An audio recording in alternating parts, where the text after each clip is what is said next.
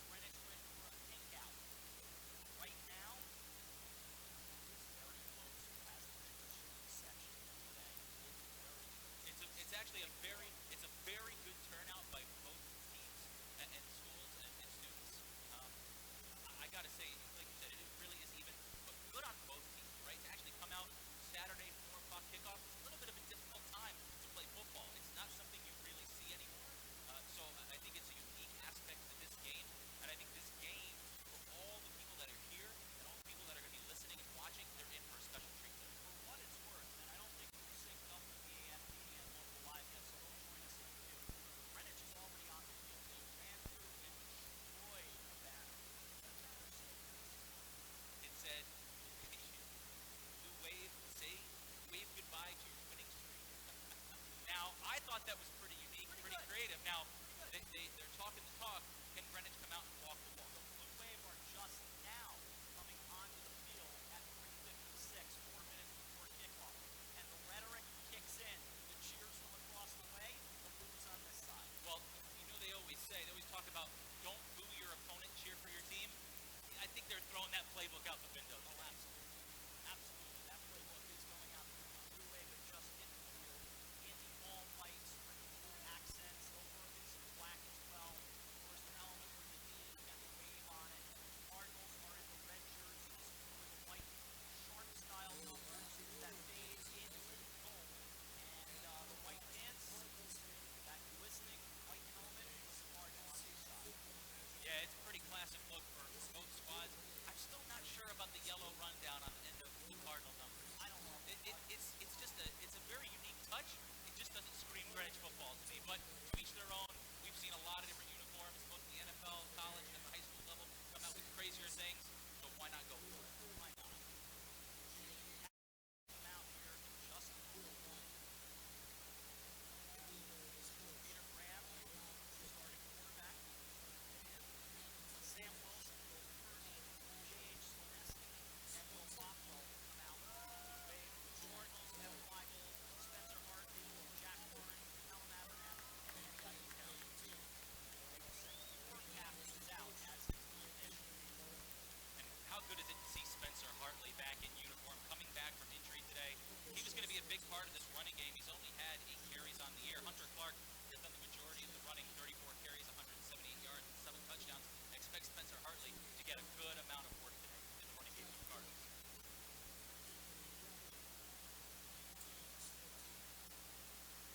Gather at midfield.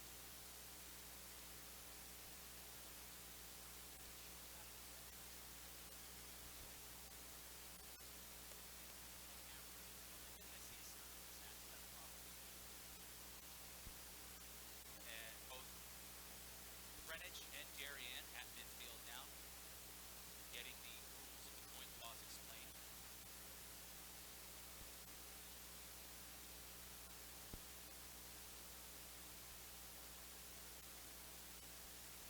Both sides here itching to get going.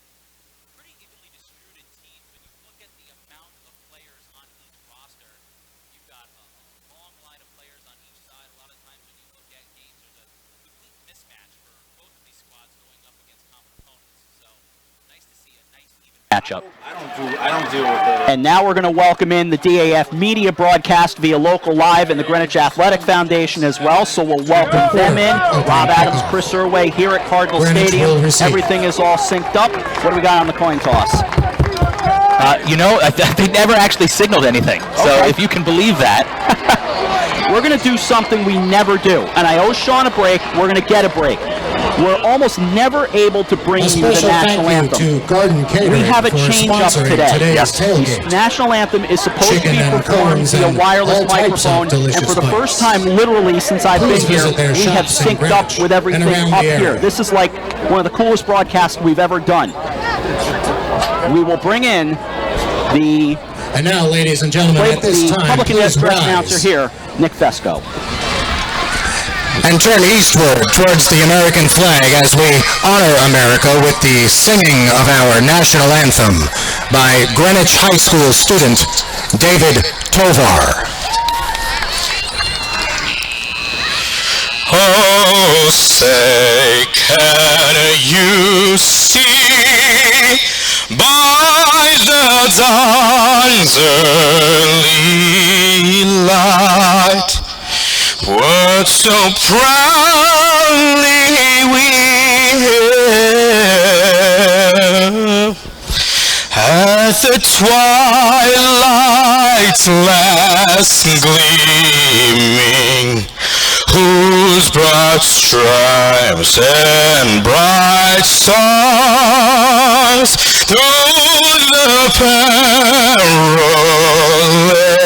fight on the ramparts we watched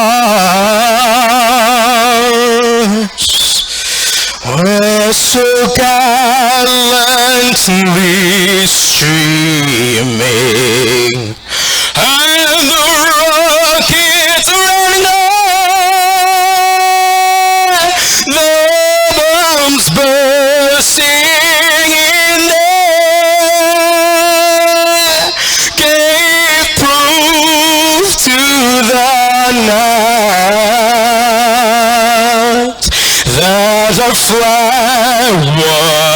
still there. Oh, say does that star-spangled banner yet wave for the land of the free and the home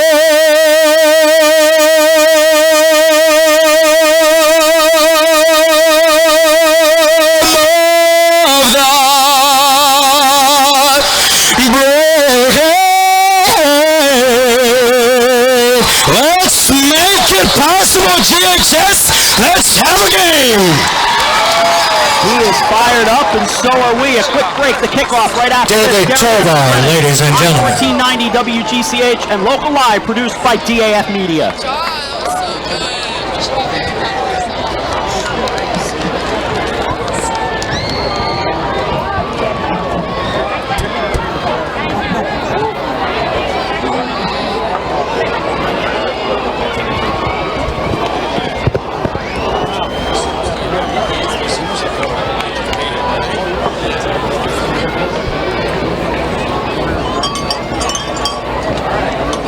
Thank you guys so much.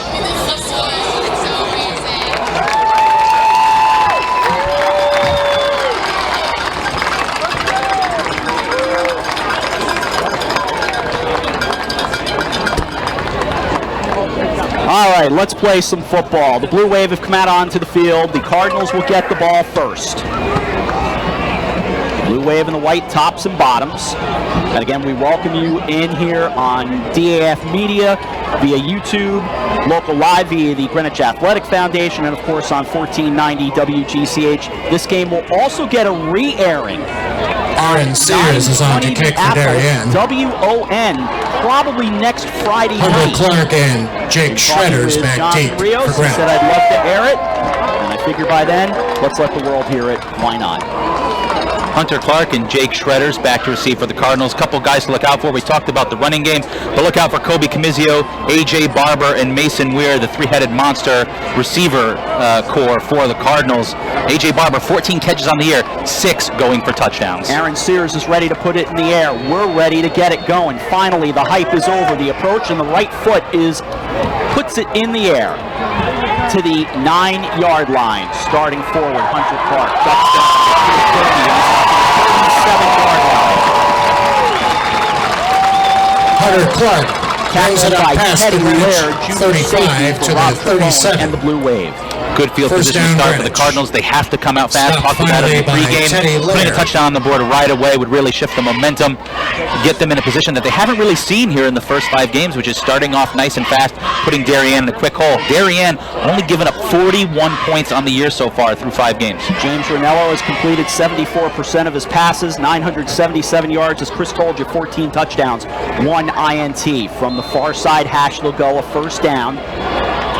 Across the 35, near the Greenwich 37, in shotgun. It's Spencer Hartley. No, it's a carry to the right side. Ranello, 45-50, breaks a tackle. Greenwich quarterback James Ranello on the keeper across midfield. Good job on the play fake.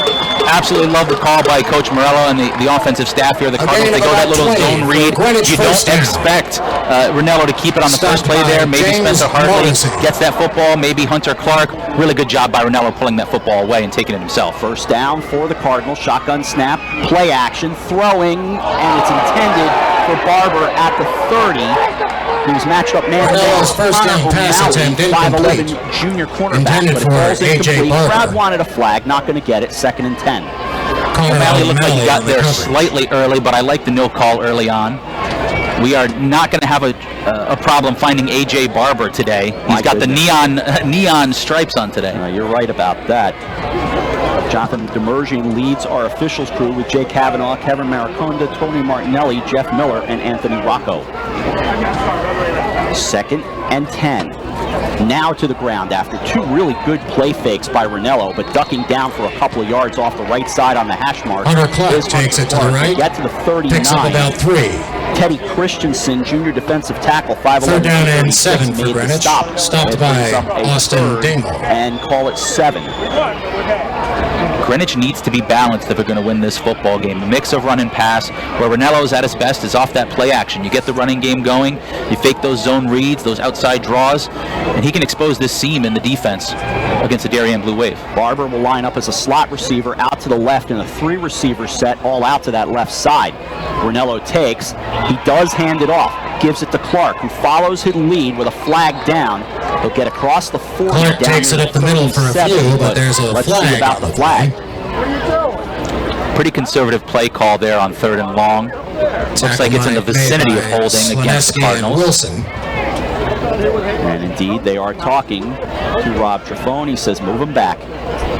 And I absolutely love the decision to take this penalty. If not, you give the Cardinals 4th and 3, 4th and 4 inside the 40-yard line of Darien. You know they're going to go for it. So might as well back them up and make them go 3rd and long again. I'm with you, though. A surprising play call there on 3rd and 7, 3rd and 8 to do, to not throw the ball there. 3rd down and call it 14. So we'll call it 3rd and 14. 10:35 to go in the opening stanza. No score here at Cardinal Stadium. Ranello now in an empty backfield with a 4-receiver set. He takes, looks right, still looking, throws right. He does have a man near the 39. It's still well short of the first down. That is the Chris Irway play going to the right side. Ranello's 3rd down pass complete to normally I would say Montese. that's not a great play call, but again, look where they put that ball. You're back in the original position. You were 4th and 4 inside the 40 of Darien. I would expect the Cardinals to go for it. They're being pretty conservative here. William Fox coming in to punt the football away. I'm surprised at that too. I figured you were lining things up in a kind of a 2-play, get it back in chunks. Fox on to punt for Greenwich. But it's Will Fox to punt it away. He waits on the snap. And he takes it. Now he's going to throw. Not surprised that he throws it out of bounds. Intended for Kobe Comizio. I can almost see it coming. Fox's pass attempt incomplete. And we talked about Kobe Comizio. Before this game started, the coaching difference. Anthony Morello, first-year head coach. Rob Trefone has been doing this a long time. Right there, you take the football out of some of your best players' hands. James Ranello, Hunter Clark, Spencer Hartley. And you have Will Fox throw a pass that is already low percentage. I don't like that play call. If you're going to call a fake punt, you might as well keep your offense out on the field and go for it on 4th and 4. Gives you a much better chance. Thing is, he had him open. He did. He did have him open. The problem is that's a 15-yard outcut for someone that doesn't throw the football on a regular basis. So now the Blue Wave get a turn. Peter Graham, 6'4", 178. Senior quarterback takes the snap, looks right, has a man climbing the ladder as Sean quarterback Gifford. Peter Graham's first right down over pass the attempt 45 near the Sean 47 as he got upended. He's a little slow to get up, and in fact, he's going to roll over onto the turf for an extra moment. A nice hit there by Jack Cook. Actually went low, tilted him over, and for the Blue Wave, Sean Gifford, the senior receiver, 5'11", 165 pounds. Training staff out to take a look at him. It's a gain of 8, 2nd and 2 when we return. 9:22 to go first quarter, no score. Gifford has contributed quite a bit this year, 10 catches, 140 yards, and a touchdown. Training staff, as Chris mentioned, and Coach Trefone come out. This not a full house yet. There are still some pockets of empty spots in the bleachers on the home side and a lot of space on the visiting side. I have to admit, I thought bigger. Folks can still show up, obviously. Sure. Still plenty of time. And we've got a ton of people, around the edge, on the fence, and of course on, Sean Adams Hill. That's right. Sean Gifford trotting off the field under his own power. And that's what I thought. I thought it was, just lost his breath, something along those lines, but he jumped right up and ran off the field. Hope to see him back in the game soon. Yep, good job. So a gain of 8, make it 2nd and 2. Clock stop, 9:22 to go, first quarter, no score. 2nd down and 2 for Darien. The ball down at the Darien 47-yard line. A 4-receiver set, 2 out to each side. Graham checking the wristband. He's got one in the backfield alongside of him, serving as a protector. And they'll do that read option where they hand it off. That point of impact and carrying himself. Graham on the keeper to the left side, right picks up a first down. Graham stopped by Vincent Cece. Little run pass option. Graham, not Schmidt. the quickest of runners, only had one carry on the year. So interesting to see him pull that ball down. Now a first down for the Blue Wave at the Greenwich 47-yard line. Opening quarter, 8:39 to go, no score. A man will go in motion, that's Will Kirby, and it goes to Kirby. Kirby off the right side, Montesi climbs on top of him. First down pass complete to Will Kirby. It's a gain of 6. And I like this play calling early on from Darien. A lot of motion. Picks up about What 5. that does is it really helps Second down. Peter Graham control the defense. Take a look if it's man, if it's zone, and he knows exactly where to get rid of the football very quickly. Second and call it 5. Again, back to the ground, off the right side. Kirby finds an opening, gets to the outside, and gets run out of bounds for a first down.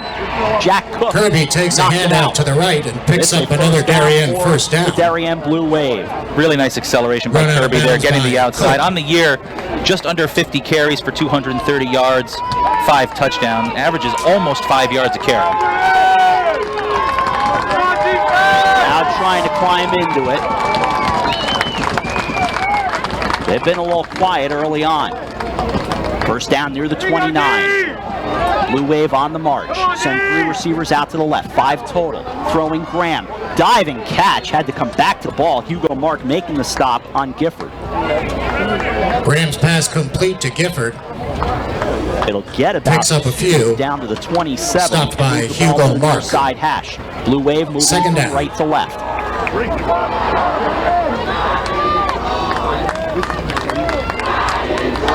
Graham looking things over on the wristband. Kirby doing the same. They'll line up in that shotgun set. Kirby will stay in the backfield. Now he angles out in motion, looking right, throwing right, a low ball that's incomplete and a flag down. Same matchup. Second Gifford, down the pass intended attempt receiver, incomplete. and Cook, the Intended defender. for Gifford. And I think they're There going is to a get flag. some kind of defensive pass interference or defensive holding, but we'll see. And they are going to call pass interference against the Cardinals. A little bit of a late flag Pass there. I interference think that's on why Greenwich. the crowd sent in the Boo Birds. I don't think it was a bad call, to be perfectly honest. And if it gets down to it for Darien, Hayden Hall is their kicker, the junior. 2 of 2 on the year with a long of 27, has hit 14 of 19 extra points. So a little bit of trouble there in the kicking game for Darien. That gives Darien enough yards for a first down. So that'll be a first down for the Blue Wave. 7:18 to go, first quarter from the near hash. First penalty of the afternoon goes against Greenwich. Pass going out to the right side, gets swatted down. Graham's first down pass attempt swatted away by Montesi. Montesi again, he's been a presence Second down. early on, the 6'2", 171 junior defensive end. One of the first things you learn on the defensive line fundamentals is when you see that the quarterback is going to throw, get those hands up. If you know you're not going to be able to get to him and put pressure on him, at least get your hands up and see if you can knock the football down. Here we go, Brennan! 2nd and 10. Kirby again angling out. Play fake to him. Trouble coming. He runs left. Graham throws. End zone. That is grabbed. Dropped. Indication nothing yet. Wrestling for the ball. Officials looking. Is it an interception? Is it a touchdown? Nothing yet. The officials all gathering around at the 1, and they're saying that ball is at the 1 on a catch. Looks like that pass attempt was complete. Wow, I'm thoroughly surprised that they called that a catch. I'll be honest, I don't think any of the officials had a great angle on that It'll be football. first down and goal for the Blue Wave. Wow. So it'll be first and goal on an 18-yard Jack pass play. O'Gorman on the stop. Jack for O'Gorman Greenwich. made the stop for Greenwich. That much we can tell you. First and goal, and they'll jam up right on the goal line. From under center. In motion to Kirby, trying to back his way in. Now trying to push and shove. He did not get in. Inside handoff to Kirby. Stopped short. If anything, Kirby might have lost a half a yard. Really great job by the defensive front of Greenwich, penetrating on the 1 and 2 Greenwich gap defense on the stop. and stopping Kirby at the goal line. 2nd and goal. Looks like loss of about a yard as well. 2nd I down. have to do a few spot reads during the broadcast, so we beg your indulgence on all of that. All part of the gig on WGCH. And a 2nd and goal here. From under center. And the ball on the turf. Now it goes down, and they've got it. Looked like that ball was coming out, Chris, but they moved the ball back near the 5 as Graham able to get Graham is brought down for a loss. Yeah, they brought after that little jet motion across, slight tried to go to the mishandling jet of the sweep snap. after trying the little trap play, the play before, and it just didn't look like Brought down Peter by Graham Ian really had Foster control of the and football. friends. Luckily for Darien, It's they third picked it back down, up, Darien. but a loss of 5 yards on that play.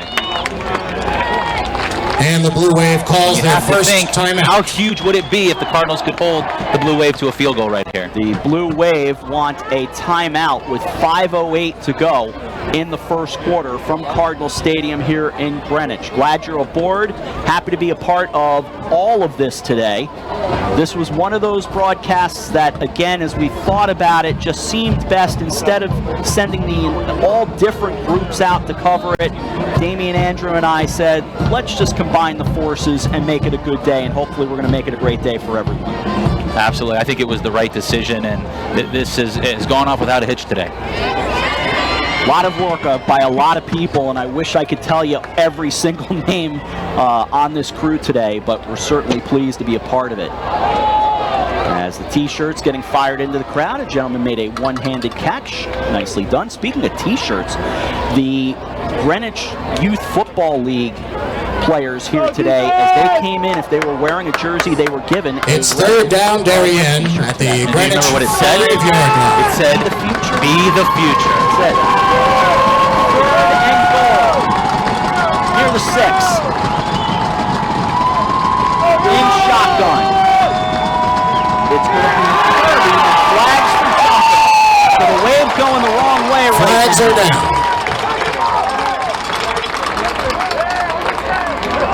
And there's the indication of a false start. So now, False after having start against the ball Wave. inside the 1 yard line, nearly on the goal line for the Blue Wave, they're backed up to the 10, and any thought about running the football here goes out the window. Third and You're going to have to goal line now Peter at Graham the to throw the Greenwich football in the end zone out 10-yard here. line. So Graham will lead the offense back on. He's completed 58% of his passes this year, 10 touchdowns, 1 INT, 967 yards. Here we go, Greenwich! Third and goal at the Greenwich 10. No score. 5:08 to go first quarter. Graham takes it, looking, with time, rifles it left. That is caught in the end zone. Touchdown. Touchdown, Blue Wave. Graham's third down pass complete in the end zone for a Darien touchdown.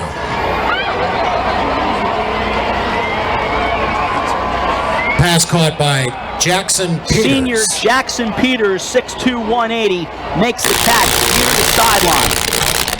And nothing crazy there. Just a simple one-on-one coverage.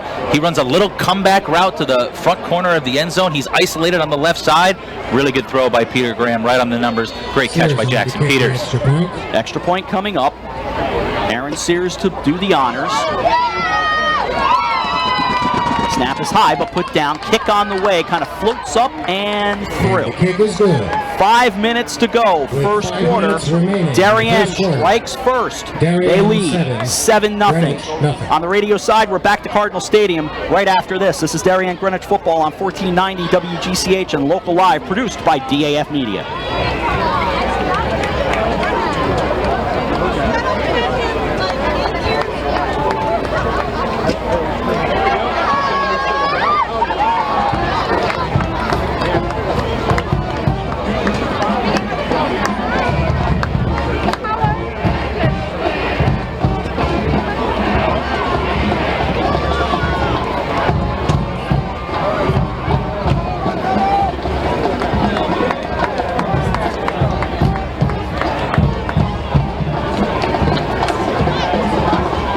Five minutes remaining, first quarter. 7-0 the score. The Blue Wave on top. And the kickoff coming up, going back to the Cardinals. So really nice drive there by Darien, and the Cardinals in an unfamiliar position, being down early. See how they respond on their second drive of the game. Sears makes the approach and the kickoff. Driving it to the right, partly toward him, but it goes to Clark at the 5. Clark along the hash mark. Had a big open wedge there for a moment, but brings it out to the 28-yard line. 27. First down. So first down for Greenwich there with 4:53 to go in the first quarter. James Morris. Pretty amazing for the amount of people that are in both sides of the field here, how quiet it is. I agree. Almost like a feeling of nervousness here. Yeah. I guess first quarter, really, you still have that feeling out process, but at this point, it's time to play ball. It's time to get into it. Each team has had the ball once, so I would think now you've gotten it out of your system, you know? First down for Greenwich. Ranello waits in shotgun. Play action. Throws left. That's batted down at the line of scrimmage. Swiped aside by the outside linebacker, senior Sam Wilson. Second down. Second and 10. Sam Wilson, along with other captain J.H. Lineski, coined the Wonder Twins by Darien. Wonder Twins activate. Second and 10. Between the hash marks, Ranello takes, deep drop, sets, brings it over the middle. Kobe Comizio overthrows him by a couple of yards. He was matched up. Ranello's pass attempt incomplete. Like Austin Demmel was back there, the senior safety. Intended for Comizio. And if there's a little bit more air under that football, Austin Demmel, that's a touchdown for Greenwich. And probably the longest play from scrimmage this year. So a third down play coming up at the Greenwich 28-yard line. 7-0 Blue Wave. We kicked off under partly cloudy conditions here, 60 degrees, with the wind out of the south-southwest at 3, gusting to 8. Third and 10. Ranello to throw. Setting. Throwing. Another deep ball. Mason Muir had it knocked away at the last moment by Sam Wilson. Incomplete. That time the ball just a hair underthrown. But how about the athleticism from Sam Wilson? Remember, this guy's a linebacker. He's 5'11", 190 pounds. He's running with Mason Muir for Greenwich, one of the best athletes, one of the tallest athletes that the Cardinals have, and he was step for step with him. The only thing he didn't do was get his head around to high point the football, but did a great job of not engaging with Muir to get a pass interference penalty. 3 and out go the Cardinals. Fox to punt it away this time, and he does. Sends it high and spinning and down at the 43, where it's taken by Michael Minikis. Is there a requirement in Darien that every Darien football team must have a Minikis on it? I think so. I mean, well, listen, we can't say anything because we've seen the same for the Cardinals for many years. Absolutely. But I think it's a requirement to have there must be a requirement to have a Minikis at Darien every single year. I posted a highlight of Chris and I calling the 2015 FCIAC championship the other night, and there was a Minikis in that game. I think it might have been Brian Collin. Brian or Colin, one of the two. Yeah, I can't remember now, but they're phenomenal athletes, of course. So we say it all with a little, the tongue firmly planted in cheek. First down for the Blue Wave. They're going to run the ball this time. That looked like Kirby spinning around near the 45-yard line. Stopped after a gain of a few. I feel like the Cardinal crowd right now, and we're on the Greenwich side, just so folks understand, that was nervous applause to me just now on that play stop. Sure, I think so. The Cardinals do not look crisp offensively. Both teams 5-0 coming into this game. Greenwich at 5-0 in the FCIAC, Darien at 3-0 in the FCIAC. And remember, these teams have won quite a few FCIACs between them, especially in recent years. And these are the last two Class AA champions, with Darien having had a three-peat and Greenwich the defending champion. 2nd and 8 after a gain of 2.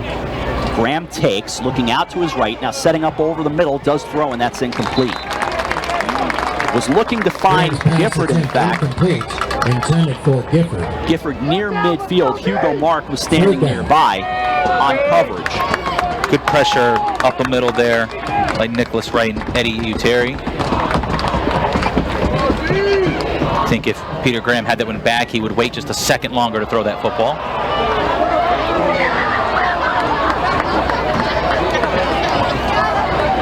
Here we go, dude!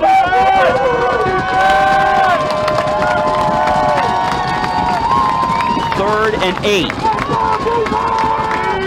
Graham takes, almost looked like he wasn't ready. Rolling left, now he sets, now he throws, and a diving try near the 44-yard line. That falls incomplete. That was intended on the near side for Ryan Mulligan. CJ Abazia and Captain Evan Weigold, nice bracketed coverage there. Weigold, if he just recognizes that pass 1 second sooner, he has a chance to pick that football off. Of course, we don't forget that the Minikis family, Mo Minikis, great coach, yeah, absolutely. Legendary coach, absolutely. So we do not forget Mo. Kicking team on for the Blue Wave. Still softball going on for the youth sports, so great time of year. Here is the punt coming up. He does get it away. A little bit of a hit on that punter, Hayden Hall, taken by Clark, who breaks one tackle, turns left, and goes to the 29. Hayden Hall's punt fielded. We've seen the Cardinals come out pretty aggressive, letting James Ranello air it out deep, some low percentage throws, but you've got to get the running game going. You need to get Hunter Clark involved, Spencer Hartley involved. You need to have that balance. Otherwise, Darien's just going to rush for, bring a blitz every now and then, and just play coverage. We'll send a hello out to Lucy Schultz of Wilton, Connecticut, who played softball today. Good athlete. Even better person? Oh, she's the best. Her sister's pretty cool too, Ms. Annabelle. I like them both. Their editor might know a thing or two about or their mother rather might know a thing or two about Darien. I gave that one away. You did. She's the editor of the Darien Times. You blew that one. Yeah, you really had a chance. I really did. I screwed up. Not your first time, won't be your last. By the way, there was a holding call thrown in. Thanks a lot, partner. Yeah, no problem. A holding call backed the Cardinals up a little further inside their own 20. They'll hand it off after a play fake, and it's Clark who's going to get gang tackled and lose yardage. A host of tacklers there. Blue Wave are saying they came out with the ball. The officials are not going to agree with that. Sam Wilson came out with it. Tough sledding so far. Both offensive lines have done a good job pass blocking. It's been rough for the Cardinals specifically, getting some push up front in the run blocking, and Hunter Clark's been stifled so far. 7-0 Blue Wave. 2:42 remaining first quarter, clock running. Next press box, I'd like to just take this right out. There's right out. Just me. Knock that right off. Bit of a windowsill. Shotgun snap taken. Now a little pitch goes left. Clark trying to find the left side. Not much there. Tough sledding for a couple. Near the 21. It'll be 3rd and long again for the Cardinals. Demmel on the stop. Stopped by Austin Demmel plays wide receiver as well as safety. He's a senior, 6 feet, 185 pounds. It's only 7-0, So coming up with a 3rd and call it 8.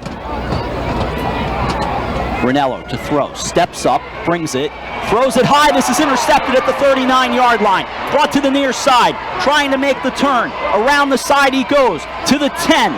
It is carried back by Jackson Peters down near the 5, and a flag down at the end of the play.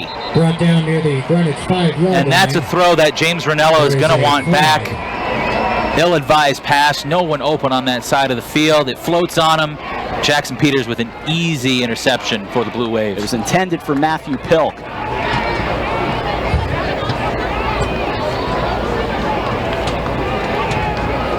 So right now, everything that can go wrong for the Cardinals is going wrong.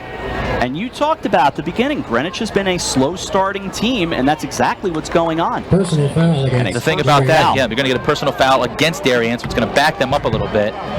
The issue is that when you look at the opponents for the Cardinals, the first 5 games, they have not played anybody up to their caliber, so they've been pretty easy football games. We could consider them blowouts.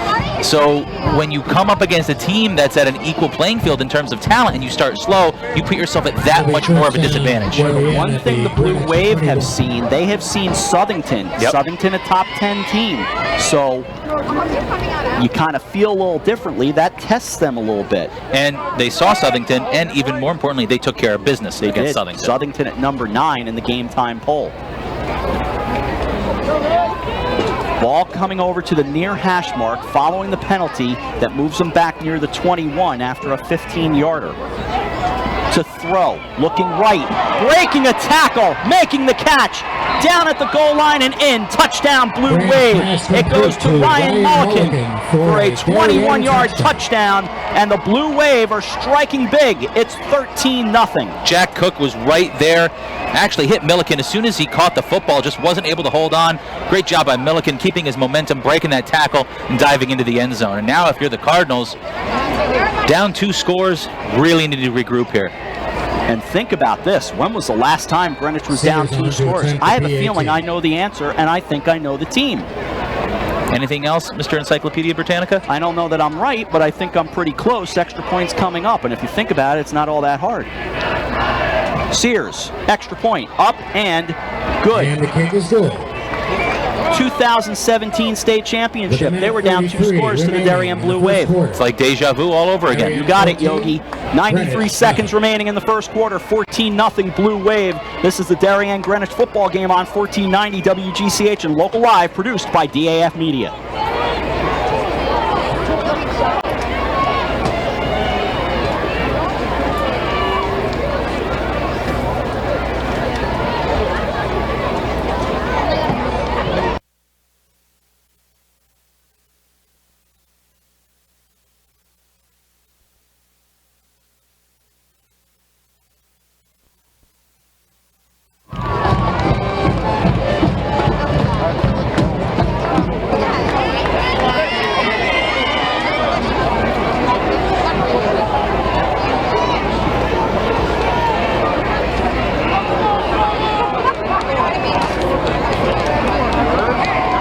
Greenwich, Sears for the kickoff.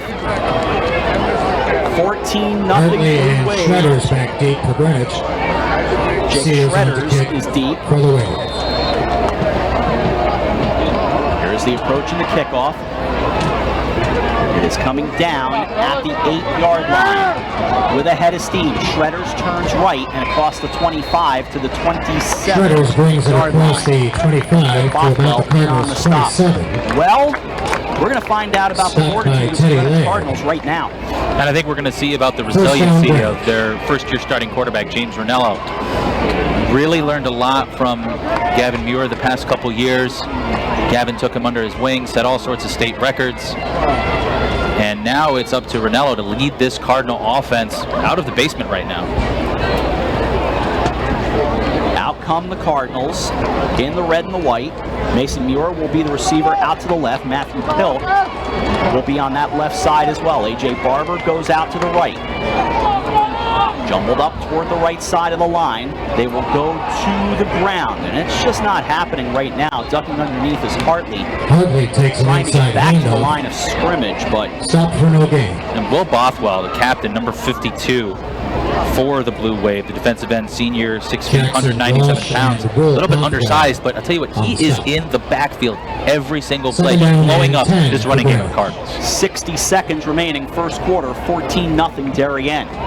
Largely the same setup. Hartley, but no, it'll go to Ranello. Ranello himself, right side to the 31. Converging on him, keeps it to the right side. 2 players, including Teddy Christensen. And I'll tell you what, Chris, I'm starting to hear some frustration right down below you and I. Yeah, there's some frustration. And while I understand it, what I don't like is you run that play call to the short side of the field. If you're going to run that read option and you're going to have Ranello keep that football, get it to the wide side of the field where he can do some things with the football. Sets up 3rd and 7. Ranello takes, looking, still looking, breaks out of one tackle, steps to his left. He's going to just haul it up towards Barber. Barber's down, and it's knocked away. Hands all over Barber. Now he's the defender. They're letting him play right now. They're letting him play, but right there, that's one where you got at least a holding penalty right there. You might not have pass interference, but he's holding the back of A.J. Barber, and that's got to be a foul against Darien. So another 3 and out. Really good job, the defensive line of the Blue Wave getting pressure on Ranello. Really good job spinning out, getting away from that 1 sack. But Greenwich has no answers offensively. Will Fox to punt it away again. Coming down, this is a fair catch called for by Minikis at the 44-yard line. And as we sometimes say, the natives are getting restless. It just looks very vanilla on offense for the Cardinals so far. Not much motion out of the backfield, not helping Ranello decipher coverages. It's really just zone read, throw the ball deep. Zone read, throw the ball deep. No slants, no screens so far. I'm surprised at the play calling offensively for the Cardinals. 4 seconds to go first quarter, 14-0. You give Darien great field position again, starting at their own 44-yard line. They'll work from the near side hash, going from right to left in the all whites with the blue. I always had to laugh when the Blue Wave wears all black. Yeah, it's pretty hilarious. That doesn't quite work for me. But these uniforms are sharp. First down at the 44. Play action. Graham throws right, finds a man. It looked like Sears to end the first quarter. He'll get about 8 to the Greenwich 48-yard line, and quarter number 1 will come to an end with the Darien Blue Wave leading the Greenwich Cardinals 14-0. We're thrilled to be a part of it today. This is Darien Greenwich football on 1490 WGCH and local live, produced by DAF Media.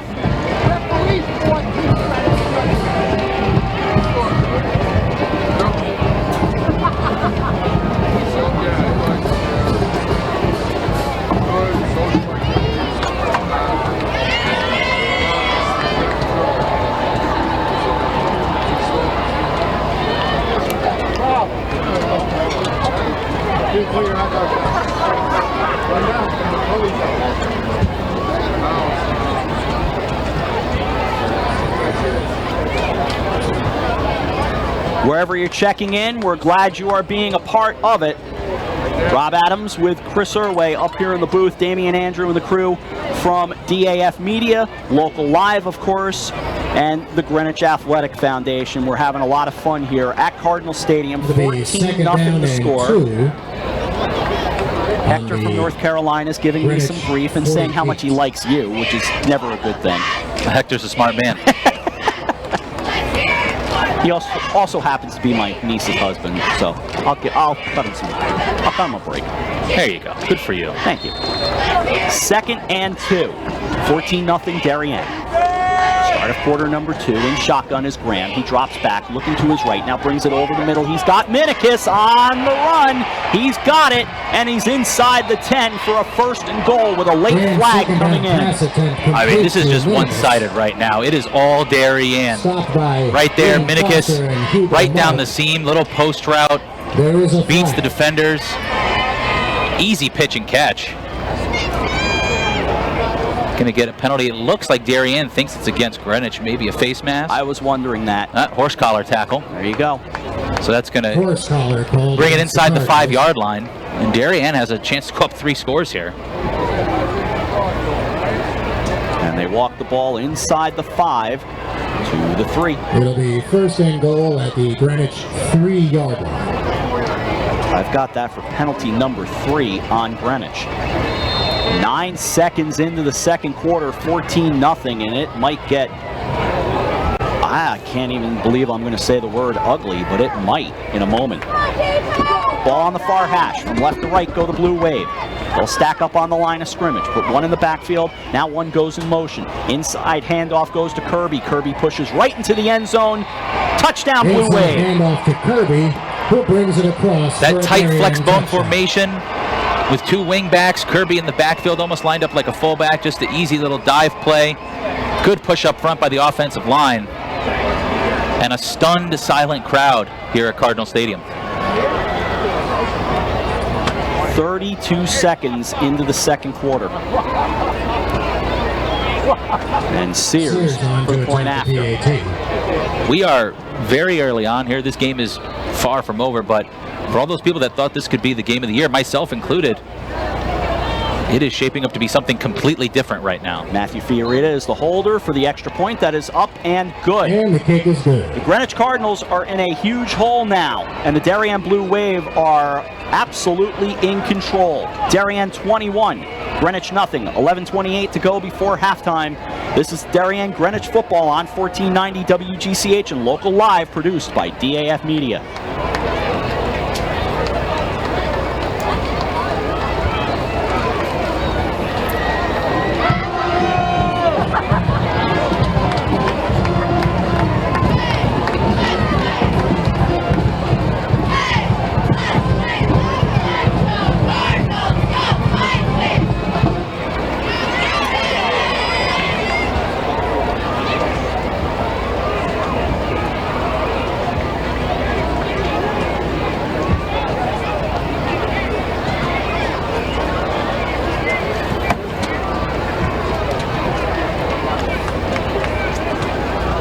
(21-0). Darien on top. And you know what the rhetoric will be. It'll be, hey, Greenwich, you won that championship last year, but you didn't have to go through us. Right.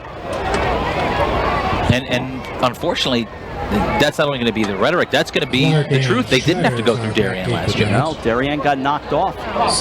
Leaving Greenwich and New Canaan to meet in Marinelli Bowl Part 7 million or whatever it was. Can't even call it the Marinelli Bowl anymore.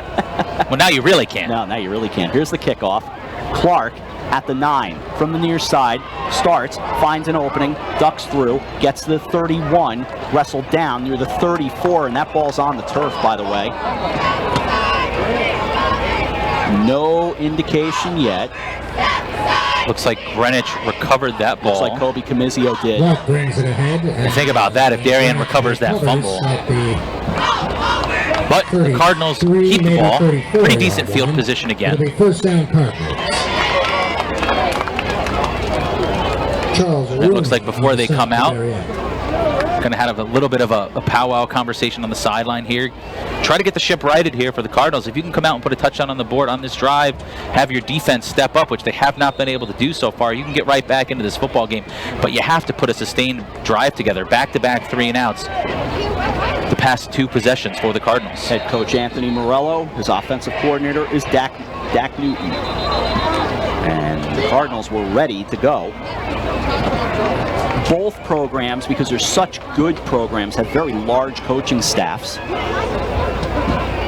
Excellent coaches on each side of this field today. First down at the 34. Low snap, play action. Rolling the pocket left. Setting, throwing, down goes Ranello. Blitzed from the blind side by Sam Wilson. Sam Wilson. And again, I have to ask. You roll James Ranello out to the short side of the field as a right-handed quarterback. Make him run to his left. The hardest throw for a right-handed quarterback to make is when he's rolling to his left from the short side of the field. And then you let Sam Wilson come from the blind side and absolutely lay a blow. Greenwich is lucky Ranello didn't fumble that football. It's a loss of 9. 2nd and 19 at the Greenwich 25-yard line. Barber goes out to the right. Matthew Pilk, the slot receiver, goes right. Back to throw Ranello, and Ranello's going down. Inside the 20. More of the same. By Will Bothwell. Will Bothwell gets there this time, and for as good as the pass protection was the first couple drives for Greenwich, the offensive line starting to falter here. Not much pressure being brought by Darien. It's a straight 4-man pass rush. That's something Greenwich has been able to get away with the past couple years. Now it's 3rd and forever. Will Montesi checks out. Kobe Comizio, the junior, checks in. Kobe's brother is here today. I briefly saw Tyson, didn't get to talk to him. Talked with his dad for a bit. Yep. Chris and I both did. 3rd and a lot. Play fake, they'll go to the right. Pass complete, trying to break a tackle. A good run back for sure by Pilk to get back near the original line of scrimmage with a flag down at the 35. Who brings it back to the original line of scrimmage. But there's a flag on the play. That flag is sitting at the 34. And Callum Abernathy is checking out for the Cardinals. He was holding his shoulder. And it's a face mask. So a call goes Greenwich's way. It's going to give them an automatic first down. I mentioned Callum Abernathy, the offensive tackle and senior captain, 6'4", 250 pounds. Checked out, he was holding his shoulder. Number 63, William Janis, the sophomore, 6'4", 224 pounds, checks in. So going to keep an eye on Callum Abernathy. That would be a huge loss up front for the Cardinals. And this Cardinal crowd, who's desperate for something to cheer about, came to their feet on that one. First down. Clark to the right side. Bobs and weaves as he breaks a tackle. Had a little bit of momentum. He'll get about 3 off the right side. Demo in on the stop. Good news for the Cardinals is Abernathy checking back in. Janis is going to come out. 9 minutes to go in the first half. 21-0 Darien. Abernathy's been going up against Sam Wilson. 2nd and 7 in shotgun. 2 receivers out to the left. Again to the ground with Clark off the right side. And he's going to get just a little bit as Abernathy loses his helmet off the right edge. And of course, when you lose your helmet, you have to come out for a play. It's been a rough go trying to get this running game going for the Cardinals. Hunter Clark's been able to get to the second level to get to the linebackers, but it's almost impossible to get through them. This Blue Wave defense, especially in the secondary and at the linebacker position, is extremely strong and disciplined. Jonathan Alexander and Hunter Clark check out in exchange for Daniel Perez and Matthew Pilk. 5 wide receivers for the Cardinals. Call it 3rd and a long 6. Ranello throws. He gets Perez at the sticks to the 41. Should be more than enough for a first down, closer to the 40. Greenwich needed that in the worst way. Even fans who aren't rooting in this game, they need something to be convinced this is going to be a game. Greenwich gets a first down. And really nice job by Daniel Perez running the route to the first down marker. I love it. Got hit immediately, but ran the route long enough where he didn't have to get any additional yardage. So, first down. Cardinals on the near side of the field. Ashmark closer to this side. Ranello in an empty backfield. He takes it. Shotgun snap. Steps to his right. He can run with it. Still running. And he is thrown down with the helmet flying off and a flag going at the 45. He actually runs over near the Darien bench to pick up the helmet. Now right there, if they didn't throw the flag, then I'd probably walk off the broadcast.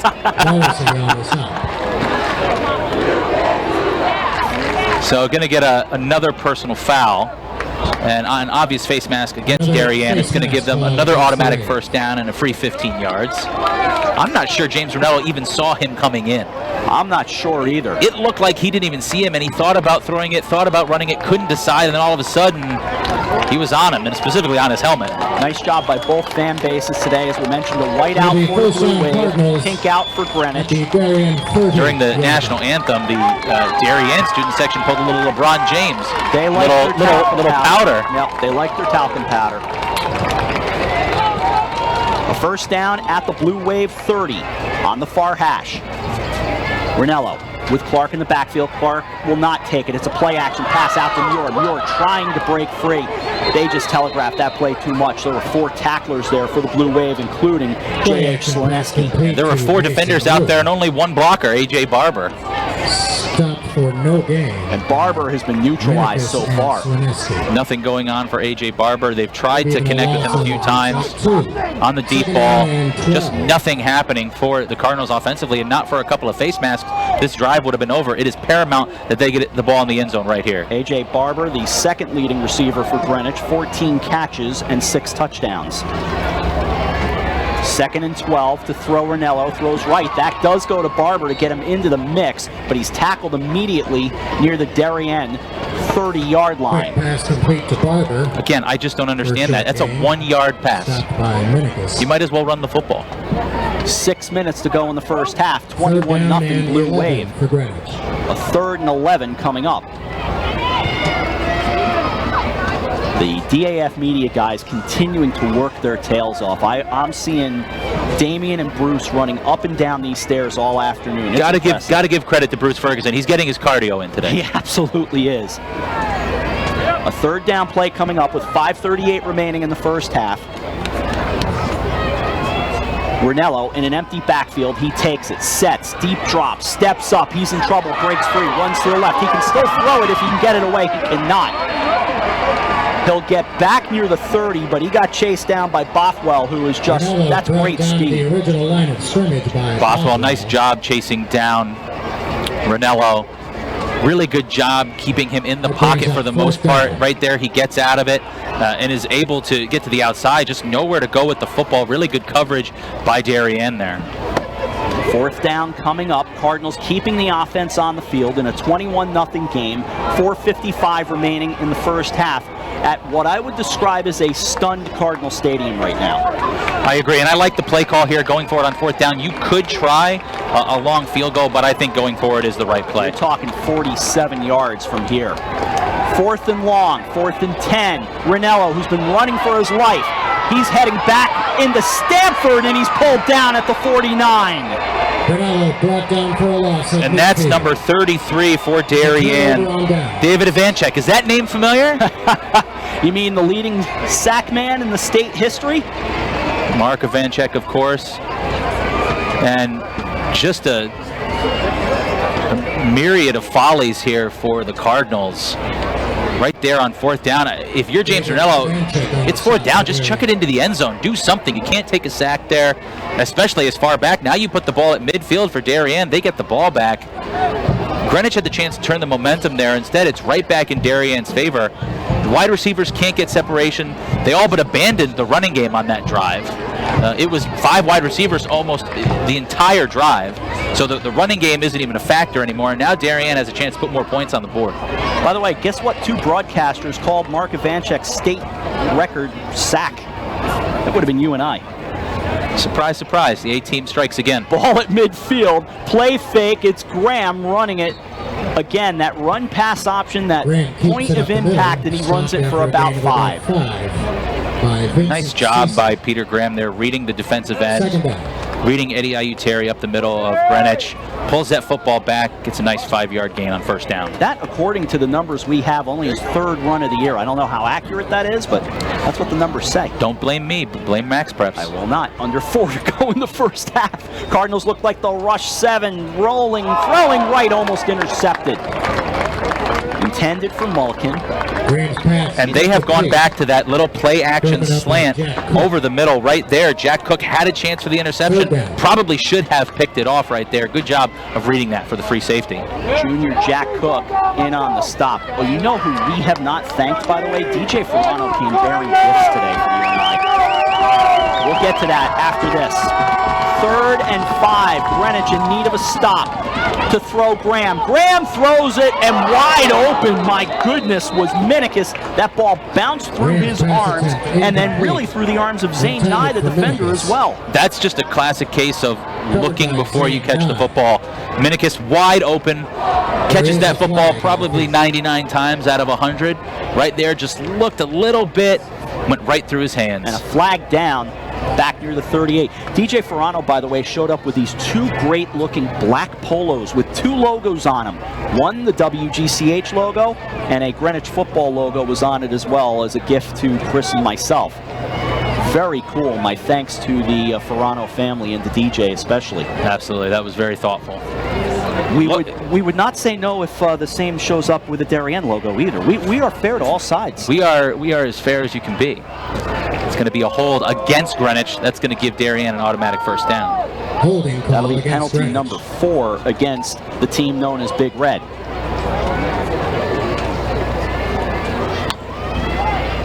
$21-0 and fresh life for the Blue Wave with 3:40 remaining in the first half. Greenwich 35. In a quick moving first half.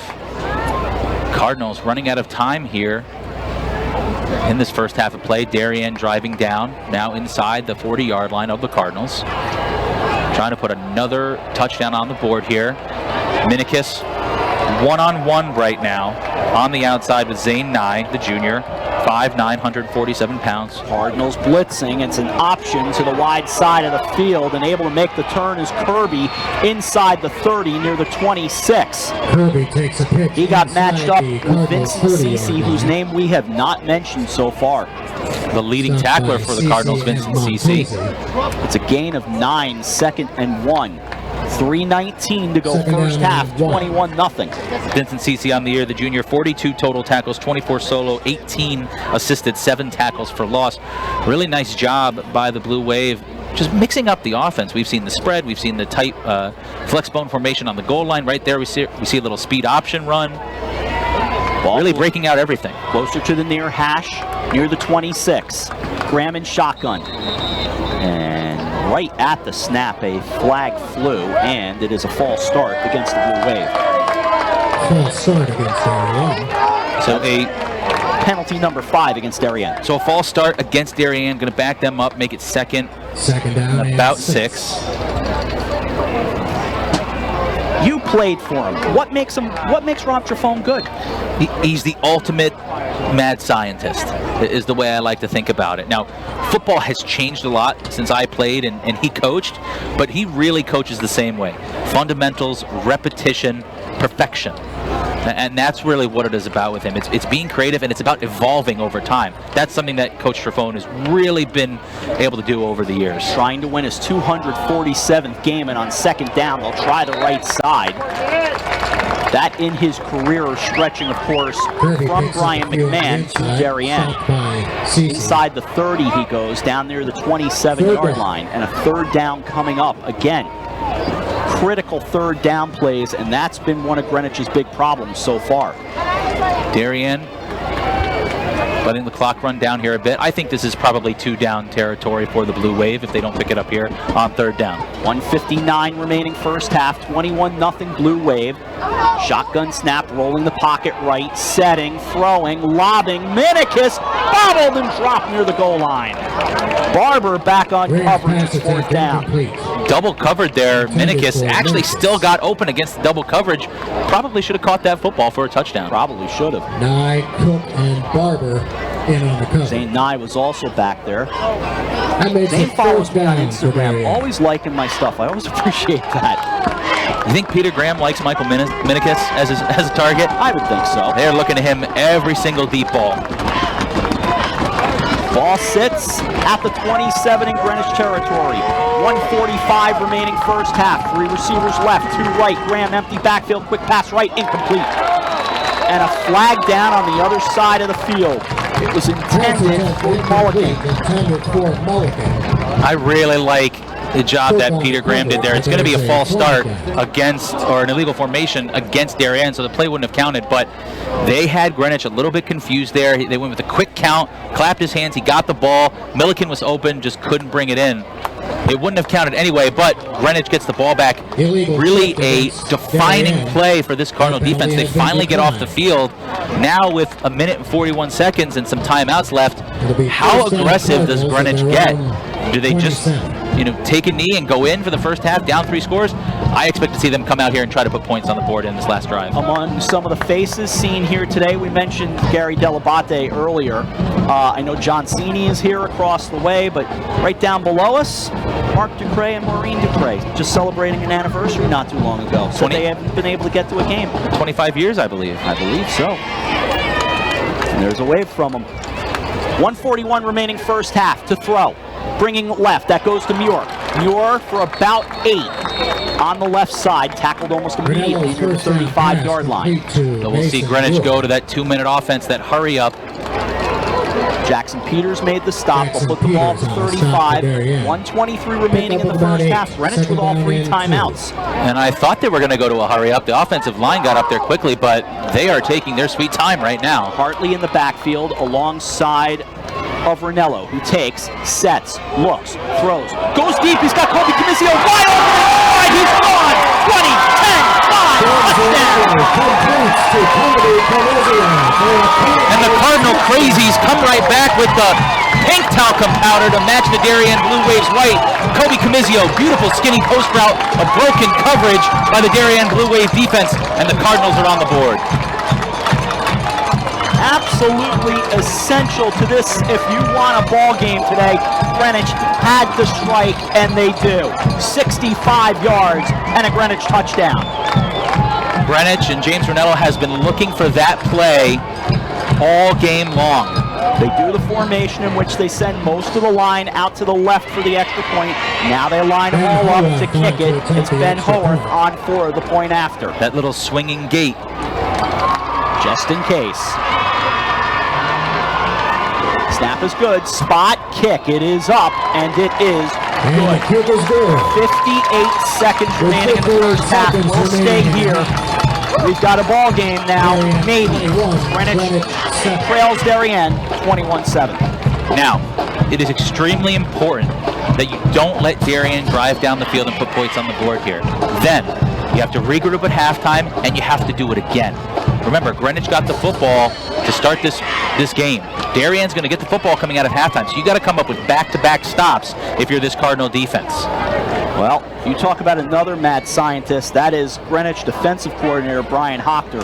He is not a man I like to see unhappy. Ooh, I tell you what, I saw him in the parking lot getting ready with his truck. I just a guy, probably the guy I would least want to see in like a darkened alley. I love him. He's great. Oh, he's fantastic. Great to you and I. We have a great time with him, but he's a coach. He is a coach. He is firm. And Chris and I got to stand and chat with a bunch of the coaches last year after the final season banquet.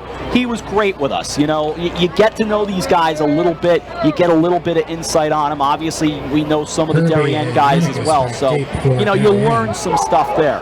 But these guys are coaches, and they're going to work you hard, and that's what Coach Hochter does. There's still 58 seconds remaining in the half. 21-7 now the score. Howarth through the approach. And the kick. Sends it up, coming down to the 7-yard line. Looking to the right. It's a reverse to Minikis to the wide side of the field. Minikis, 25, 30, still on his feet, pushed out of bounds by Jacko Gorman near the 37-yard line. That's not a long field to go. 45 seconds and 2 timeouts. I really like the play call there. A lot of times that you go for that reverse and you just fake it. That time they actually give it to Minikis. Very shifty, really good field position. Now you don't need too many yards to attempt a field goal. We talked about the field goal kicking. Hayden Hall, number 49, the kicker for Darien, but he hasn't been kicking the extra points and the kickoffs. It's been Aaron Sears, the wide receiver and senior. Be interesting to see if he comes out and actually kicks the football here. But they've got to get in field goal range first. First down inside the 40 near the 38-yard line. 45 seconds remaining in the first half. Right back to the ground. They'll try Kirby left side. He gets to the outside, stays on his feet, stays in bounds for a gain of 11 near the 49. Kirby really runs with a reckless abandon right there. It looks like he's hitting the truck stick on Madden every single run. I like the reference. First down, Darien at about midfield. They'll mark it at midfield. 19 seconds, 2 timeouts. They have not spent either one of them, and the clock continues to run. 3 receivers to the right. It goes to Kirby again, left side, and they keep him in bounds with a flag down right on the far sideline of the Greenwich 49. There is a flag. CC was over there. Chris thinks it is a hold. I think that's what I saw you say. It looked like it's in the vicinity of holding. Typically when they throw it into the mosh there. And, yes, sir. Holding against Darien. So that'll back Darien up a bit. I think Coach Trafone and the other coaches thought maybe the run game with Kirby would throw off Greenwich a little bit, maybe expecting Peter Graham to come out and throw the football to get into field goal range. Really did a nice job those first couple runs, but holding call backs him up. Now it'll be interesting to see what Darien decides to do here. Of course, Sean Kilkelly in the studio on the radio side. Darien calls he will handle the halftime information. We can take a quick station identification on the radio side. This is Darien Greenwich football on 1490 WGCH.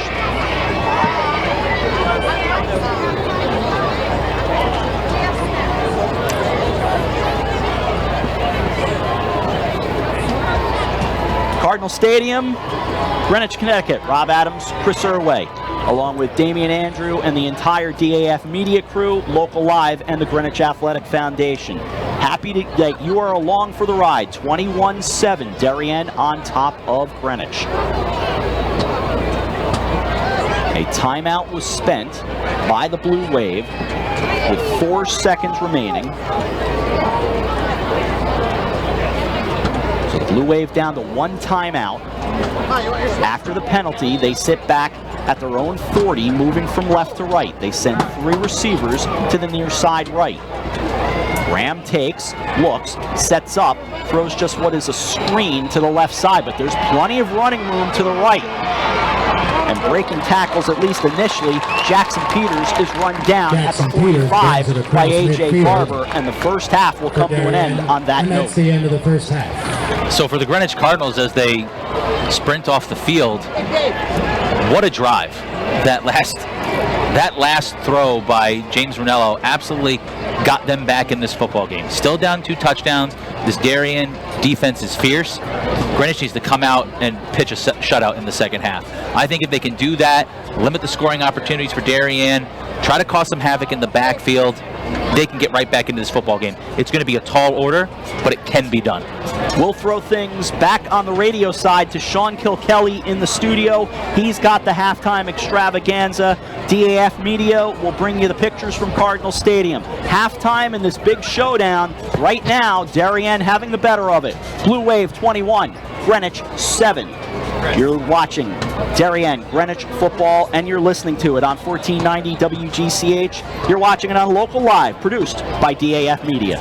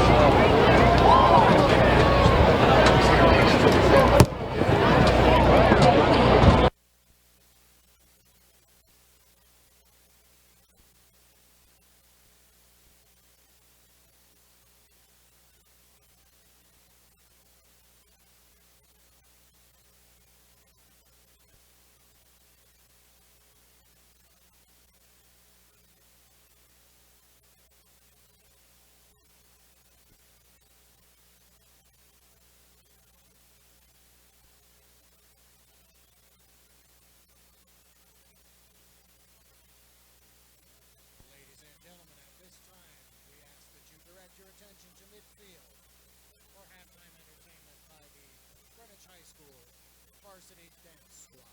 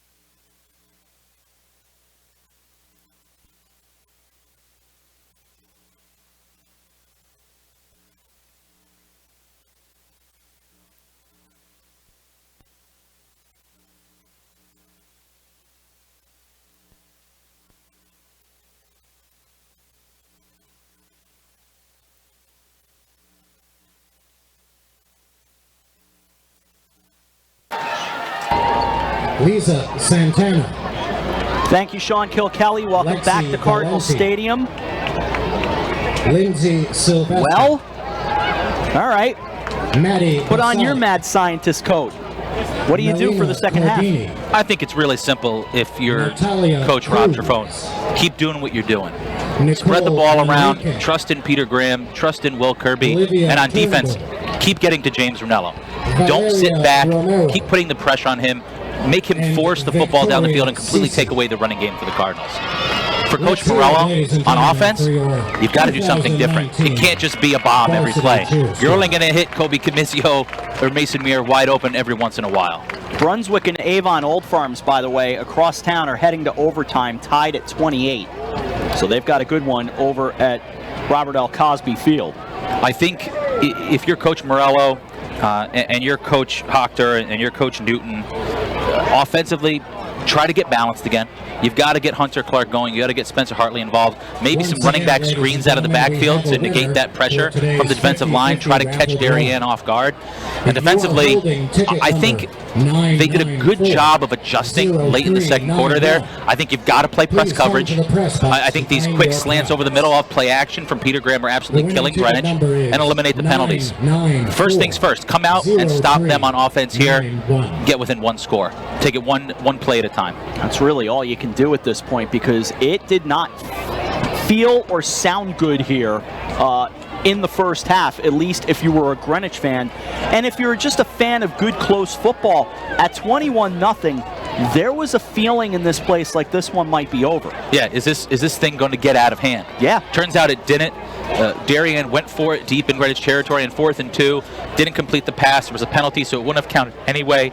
And then Greenwich is able to come back with a big touchdown pass to Kobe Comizio. And really good job by James Ranello of staying positive, not getting too down, coming back and making a perfect throw off of a busted coverage. It's hard to do that when you're down 3 scores. So really good job by him. He's growing up a lot in this football game today. Not to be forgotten, at least for our WGCH listeners, the thanks to our sponsors as always. Rick Lowe with Houlihan Lawrence, who's a realtor and a company that knows the game, and call Rick Lowe with Houlihan Lawrence at 203-698-1234. Greenwich Parks and Recreation, it's not just a walk in the park. Greenwich Tile and Marble, of course, with imported tile and marble, granite and stone slab countertops, as well as designer mosaics and hand-painted tiles at 402 West Putnam Avenue in Greenwich. Chicken Joe's, watch for the Chicken Joe to-go truck. Chicken Joe's new catering service found at 290 Greenwich Avenue every day. Glenville Shell, the old-fashioned full-service gas station, 222 Glenville Road, and Lenz Brothers Auto Body, a free computerized estimate and super-fast service, 37 Sherwood Place in Greenwich. My thanks to DAF Media for allowing us to combine and being able to honor the folks who help bring you football here today in Greenwich. Here is the second half kickoff by Ben Howarth, taken by Minikis. Great control right near the sideline at the 4, and he's run into it. The 15, and the ball's on the turf. And Greenwich has got it. And what a turn. Michael Minikis was absolutely speared on that kickoff return. And I can't tell because there were about 4 Cardinals right there, but the first mistake he made is that kickoff is going out of bounds. That would have been a penalty against Greenwich. They would have got the ball at the 40-yard line. And he's still slow getting up, Chris. Michael Minnick is down for Darien. The first mistake, letting it run. The first mistake, letting the football, or catching the football at the 3-yard line instead of letting it go out of bounds. Then he takes it. There's no blocking over there because I think Darien expected him to let that ball go out of bounds. He gets absolutely crushed, fumbles the football, and now he's hurt. The strip tackle was made by number 20, David only Fogno. The second turnover of this game. David Fogno committed the hit that got the turnover. First down Cardinals on and for Greenwich, Darien, you get the ball at the 18-yard line. I gotta be honest, you can't even come away with 3. You have to get 7. You have to get 7 right now. The only thing I can think of, and Michael Minikis looks like he's in a little bit of pain. The only thing I can relate to, and Sean Kilkelly will get a kick out of this, is watching that kick return reminds me of seeing Bill Goldberg in wrestling in the old WCW, where you just see him spear the living heck out of someone, and that's exactly what Fogno did right there. Greenwich trainer Peter Falla is standing nearby as Minikis is down near the 8-yard line. 14 seconds gone, second half, 21-7 the score. Minikis now up to his feet. He does have his arm around the Darien trainer. However, he is walking under his own power, so that at least a good sight. And getting pats on the back from some of his teammates. So a slight lip for Minikis. Getting a little better with his gait as he walks along. We'll see if he gets back in this football game, but he's been the deep threat, the big play receiver for Darien in the first half. Now, if you're the Cardinals, you absolutely have to take advantage here and put 7 on the board quickly. All right, buckle up. Do we have a little drama? Lights beginning to come on here at Cardinal Stadium. Ball sits inside the 20-yard line at the Darien 18. Ranello in shotgun. He's got Clark alongside of him. He takes the snap on first down. He's going to do it himself. Rolling right, still rolling, trying to run away. He does, breaks one tackle, breaks the second tackle to the outside the numbers, and he's taken down by Sam Wilson near the 10. That's James Ranello at his best right there. Credit the improvisation from Ranello. That's a pure keep the entire way. And another Blue Wave player. As you take a look again, Chris, look at this. Look at breaking tackles there off that right edge. Trying to take a look at the player he down. Got past Bothwell. That was impressive because Bothwell, I thought, was going to have the ankle tackle. That might be number 2, Austin Demmel. Not 100% sure, but again, credit the improvisation from Ranello. Looked like he was keeping that the entire time, then faked like he wanted to throw it. AJ Barber cut up field. He probably could have made a throw, decided to keep it. Really good job by Ranello. That was Demmel. So Demmel walks off on his own power. Former Greenwich cheerleading coach Aaron Montague just came up into the stands. Big crowd on hand here today. Many up on what we call Sean's Hill, which is where my son always went when he would come and watch games with me while I would broadcast. So he used to hang out up there, and he always had to go to the flagpole to let me know that he was okay. Ball on the far hash. Clock running, 11:05 remaining. Third quarter. They'll go to the ground. Clark to the right side. Clark turns it left. Touchdown, Greenwich. Easily the best run of the day for Hunter Clark. Nearly untouched as he goes into the end zone. And the Cardinals right back into this football game after a huge turnover. Take a look at the replay right here. Hunter Clark goes off tackle. Nice pull block there. And an easy run into the end zone. It's a 10-yard touchdown run for Hunter Clark. Extra point coming up. Talked about the Cardinals being a second-half football team. They haven't had to put much effort into second halves this year so far. A lot of running clock typically. Clark, his 8th touchdown, and the extra point is good. 10:55 remaining in the third quarter. All you can ask for when you're a broadcaster or a fan is drama. Now you've got it. Darien 21, Greenwich 14, 10:55 remaining in the third. This is Darien Greenwich football on 1490 WGCH and local live, produced by DAF Media.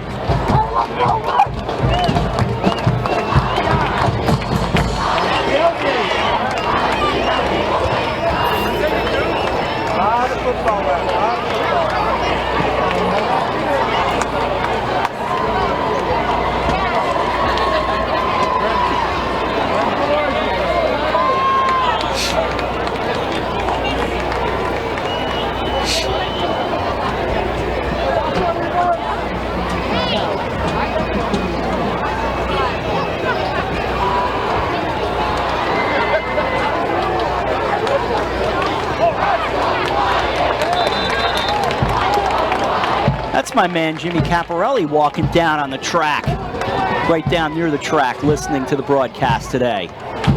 10:55 remaining in the third quarter. Give a wave to him. Rob Adams, Chris Irway. A lot of folks tuning in today around the world and right here with us, and I think they're getting the scoreboard going, so everything is good. Life is good here. A little more drama here at Greenwich High School. 21-14 the score. Now the kickoff. Here's the approach. Drives it deep, but to the far side. It'll be taken at the 11-yard line. Starting forward, head of steam. Getting tripped up near the 29-yard line. Nice tackle there by number 23 for the Cardinals, Jack O'Gorman, senior cornerback. Is that Kirby on the return? It did look like Kirby on the return. I thought so as well. For those interested, the other big game today, Ridgefield and St. Joe's. St. Joe's 41, Ridgefield 0. And this game had the same feeling in the first half for a long stretch.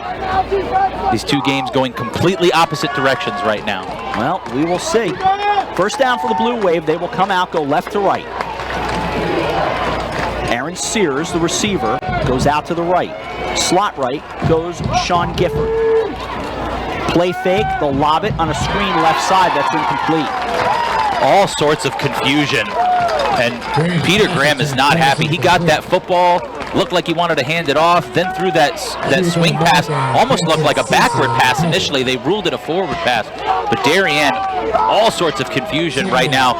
Greenwich has all the momentum, and this is the most hyped I've seen the Greenwich sideline this entire football game. Intended for Kirby. 2nd and 10, 10:38 to go, third quarter.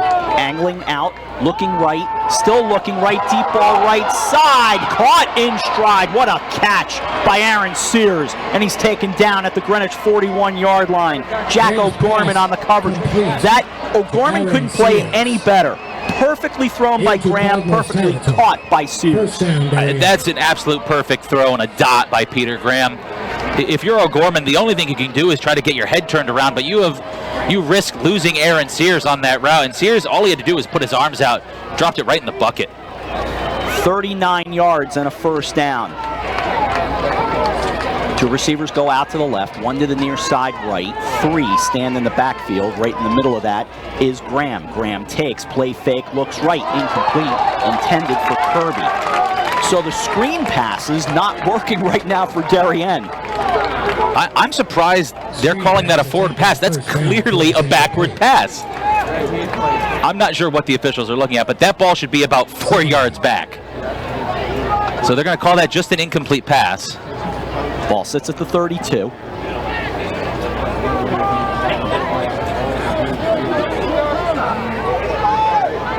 Second and 10. Graham and shotgun. They'll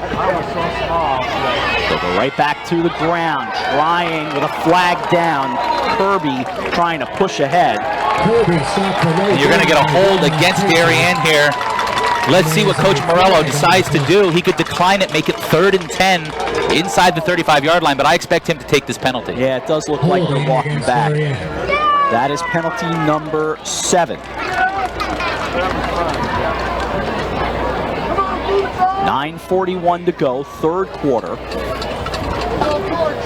2nd down and 20. Let's make it 2nd and 20. 2nd and 19 looks a little more on the money.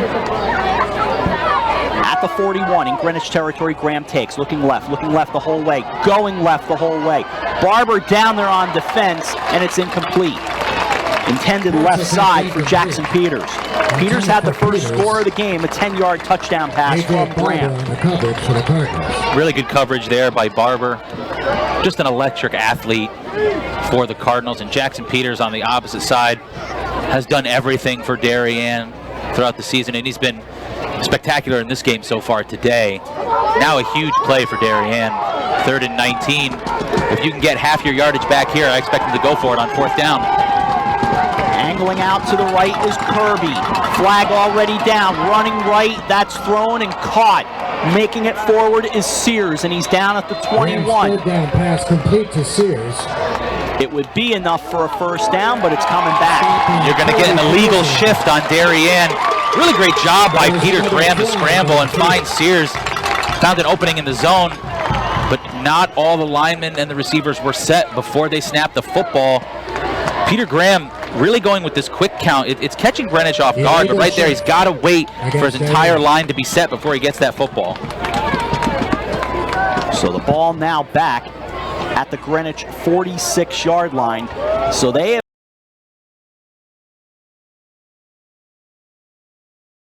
Cardinals and Coach Brian Hochter, but I have to think you dial up a little bit of pressure here. They've been going with a straight 4-man rush, maybe bring a couple linebackers here, get in Peter Graham's face, make him throw this football very early. So there's some confusion right now. Now looking at the play clock that's already at 10 seconds. And a timeout spent by Darien. Darien calls a timeout. Timeouts can be vital. Coach Trafone out to talk with the official about the play clock. Thinks that it wasn't reset, potentially. Going to the lozenges already? I've been fighting a cough since I was in San Francisco a month ago. Please, stay at least 2 feet away from me. Get out. I'll go on the roof and do color. You probably could. Wouldn't be the craziest thing. If folks don't know, Chris and I have worked together now for a long time. We did a game, I think 2009, in which Sean Kilkelly and I had to set up in an auditorium basically 100 feet apart from each other. And we had to send Chris onto the field with a wireless microphone to let him pick up the play-by-play when the game view shifted out of our view to the left. This was at Rye Harrison, right? It was, I believe, Rye Harrison at Harrison Avenue Elementary School. Yes. Did my first touchdown call on that game. That was a crazy day. That's why when I see other broadcasters complaining, I'm thinking, wow, you guys have a lot to learn. Third in Portchester. The crowd is as loud as we've seen it so far. Ball at the 46. They got to get past the 22. Shotgun snap. Graham sets. Eddie Ayuteri brings him down. A sack back at the Darien 46-yard line. And the first time that this defensive line has gotten to Peter Graham today, and it couldn't come at a better time. Eddie Ayuteri comes in there, absolutely demolishes Graham, and Darien is going to have to punt this football away after getting great field position and driving deep into Cardinal territory. And Greenwich with a chance to get the ball and potentially tie it up. 21-14, Blue Wave on top. In a matchup of number 4 versus number 3 in the state in both polls. Clark goes back. Kobe Comizio was deep initially. Now they jam up the line. Comizio shifting around. Waiting for the snap is Hall. Hall with a low snap, with time, steps up, minimal rush, gets into it, wobbly kick, and goes out of bounds. Chance for no return at the Greenwich 29-yard line. So not a great punt overall. There was an opportunity there for Darien to pin Greenwich deep. Instead, pretty decent field position near the 30-yard line. We're actually right on the 30-yard line. A 23-yard punt and no return. Now it's time to see what Greenwich has got in them. Remember, the last touchdown was a result in reality of a turnover. Greenwich was able to take advantage, of course. They still scored the points. Each team with a touchdown off a turnover. Greenwich has not had a sustained drive today. You stole my thunder. I was exactly going to say that. Shotgun snap taken. Ranello looks left, throws left. Mason Muir sideline, tries to make a turn at the 41. Catch over there. He's knocked out of bounds by Peters after a gain of just about 11. Good throw by Ranello there, right on the money to Mason Muir. You talked about the sustained drive. We've seen the short drive off the turnover. We've seen the bomb to Kobe Comizio. Let's see if Greenwich can put something together, chew up a little bit of clock, and put something in the end zone. Chris and I getting spoiled by the monitor and instant replays from the DAF media feed. Looking right, Ranello throws right. Drops it in right through the bucket and finds Barber near the 48. I don't know how he completed that one. It's a gain of 6. In between two defenders, I thought that had a good chance of being intercepted, but the defenders for Darien just kind of froze and allowed Barber to catch that football. First down there, or second down rather, near the 47-yard line, 2nd and 4. Ranello in shotgun, takes it. Waits, he's going to run with it himself, and he is stacked up and thrown back by the Blue Wave. Ranello is brought down in the backfield for a loss. And if you're James Ranello, you have to give the football there to Spencer Hartley. Ranello makes the wrong read. Looks like they may call a penalty against Darien here. That's what the at least early inclination is. And it is going to be a face mask. It's the minor variety. So they'll mark off 5. Repeat second down. But if you're Ranello, you have to trust in your running back. Spencer Hartley has not played much this year, coming back from injury today. Right there, if he hands that ball off, he's got a first down easily up the middle of the field. Jonathan Alexander checks out for the Cardinals. So the penalty's starting to pile up against the Blue Wave. Ball sits now with a 2nd and 2 at the Greenwich 49-yard line. 2 receivers to each side. Here's Ranello to throw. Sets, fires, has a man. Daniel Perez with a catch, and he's down at the Darien 24. Greenwich has found the rhythm, Chris. And Daniel Perez, little skinny post right there in the seam. Beautiful route, and what a great throw by Ranello. Over one defender, in between another. And a nice first down for the Cardinals. 27 yards and a first down. How about Daniel Perez, the senior, 5'10", 160 pounds. Couple of big catches here in this game. 4:55 remaining third quarter. Blue Wave 21, Greenwich 14. Split between the hash marks. One receiver out to the right is Camizio. Here's Ranello to throw. Looks going toward Camizio on an out. He's got him inside the 10, near the 8. It's a gain of 14 and a first down. Greenwich really finding their rhythm. James Ranello looks very comfortable in the pocket. Offensive line, really nice job pass protecting. Moving the football in chunks right now. Perez will check out. Montesi will come back in. Pilk stays on as well. Muir on the near side. Camizio as well. Hartley in the backfield, all from the looks of it, and a 1st and goal at the Blue Wave 8-yard line. In a 21-14 game, 3 receivers to the left. Taken. Hartley to the right side. Ducks down, maybe a yard, not much. In on the stop and all over the place, of course, is Will Bothwell. They try to go to that off-tackle play that worked for Hunter Clark on the last touchdown. Good job by Bothwell, the defensive line of the Blue Wave, stopping Hartley. 2nd and goal.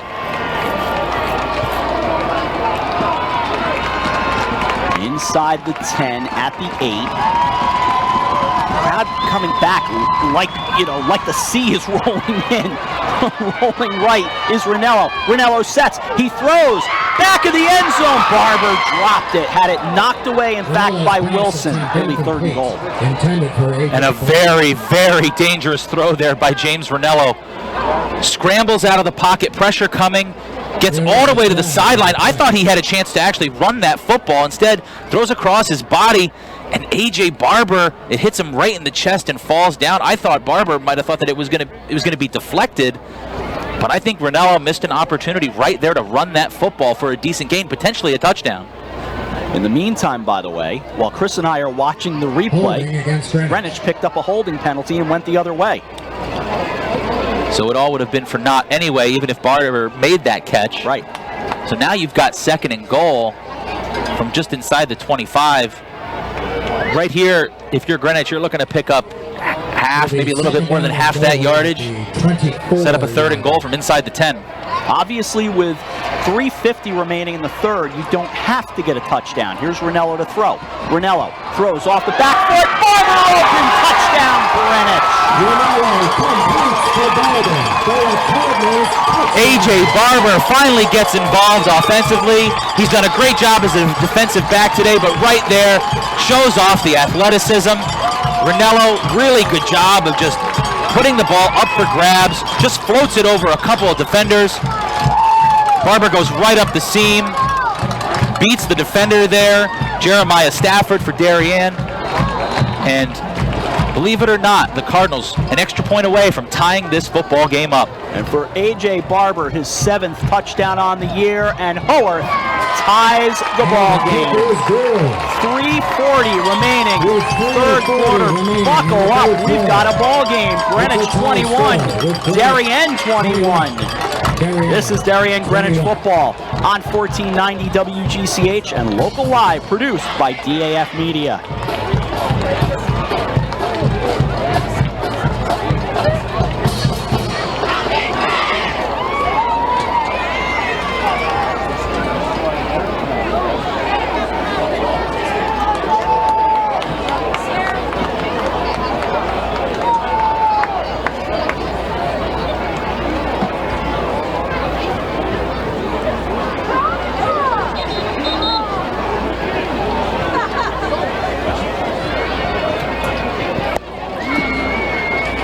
In the break, I was looking over at Chris and just shaking my head. And, of course, he's more worried that I'm flipping out over something. No, I am stunned by this game. Well, you think about it, high school football in general, when do you ever see 21-point swings both ways?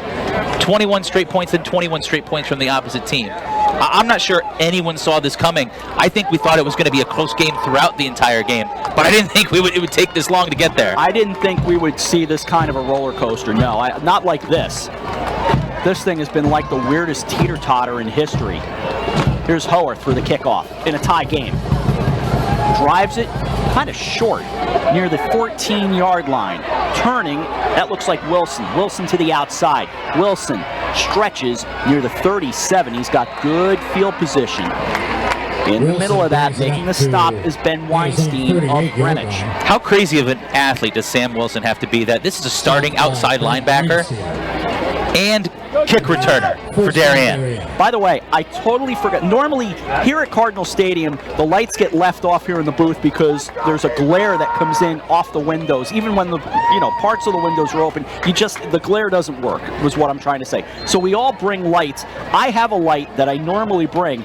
Didn't bring it today. Actually was going to leave it here all season, but everyone said, oh, Rob, the lamp doesn't work. It's burned out. More in a moment. Here's Graham to the left side. Hit immediately as the receiver on the far sideline near the 46. Graham's first down pass complete to Peters. As it went to Peters. So, burned out bulb, Chris. I take it home after the last game, plug it in and turn it on. No one plugged it in here after I left. Check that gain of 8. Second down. Well, there you go. Yeah. You just can't trust anybody except yourself, Rob. Nope. 2nd and 2. Ball on the far hash in a 21-all game. 2:55 remaining third quarter. Graham in shotgun. 2 receivers make it 3 to the near side right. Blitz coming, and before anyone could hit anyone, we have a flag. I thought that Greenwich might have been lined up in the neutral zone. And that is what it's going to be. You are correct, sir. Offsides against I thought it might have been Will Montesi. Had his helmet across the football. Penalty number 6. So an automatic first down for Darien as the ball crosses midfield. 2:45 to go in the third.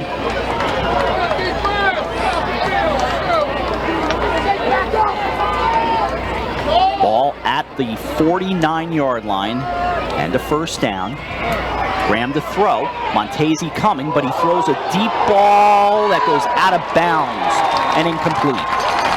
Intended for Mulligan. Mark, the defender. By the way, the rest of the top 10 in Game Time and the Day of New London, they all agree it's hand number 1, St. Joe's 2, Greenwich 3, Darien 4, Newtown 5, Bloomfield 6, and Ridgefield 7. Obviously, some of that will change. Game Time goes Ansonia number 8, Southington 9, and Maloney 10.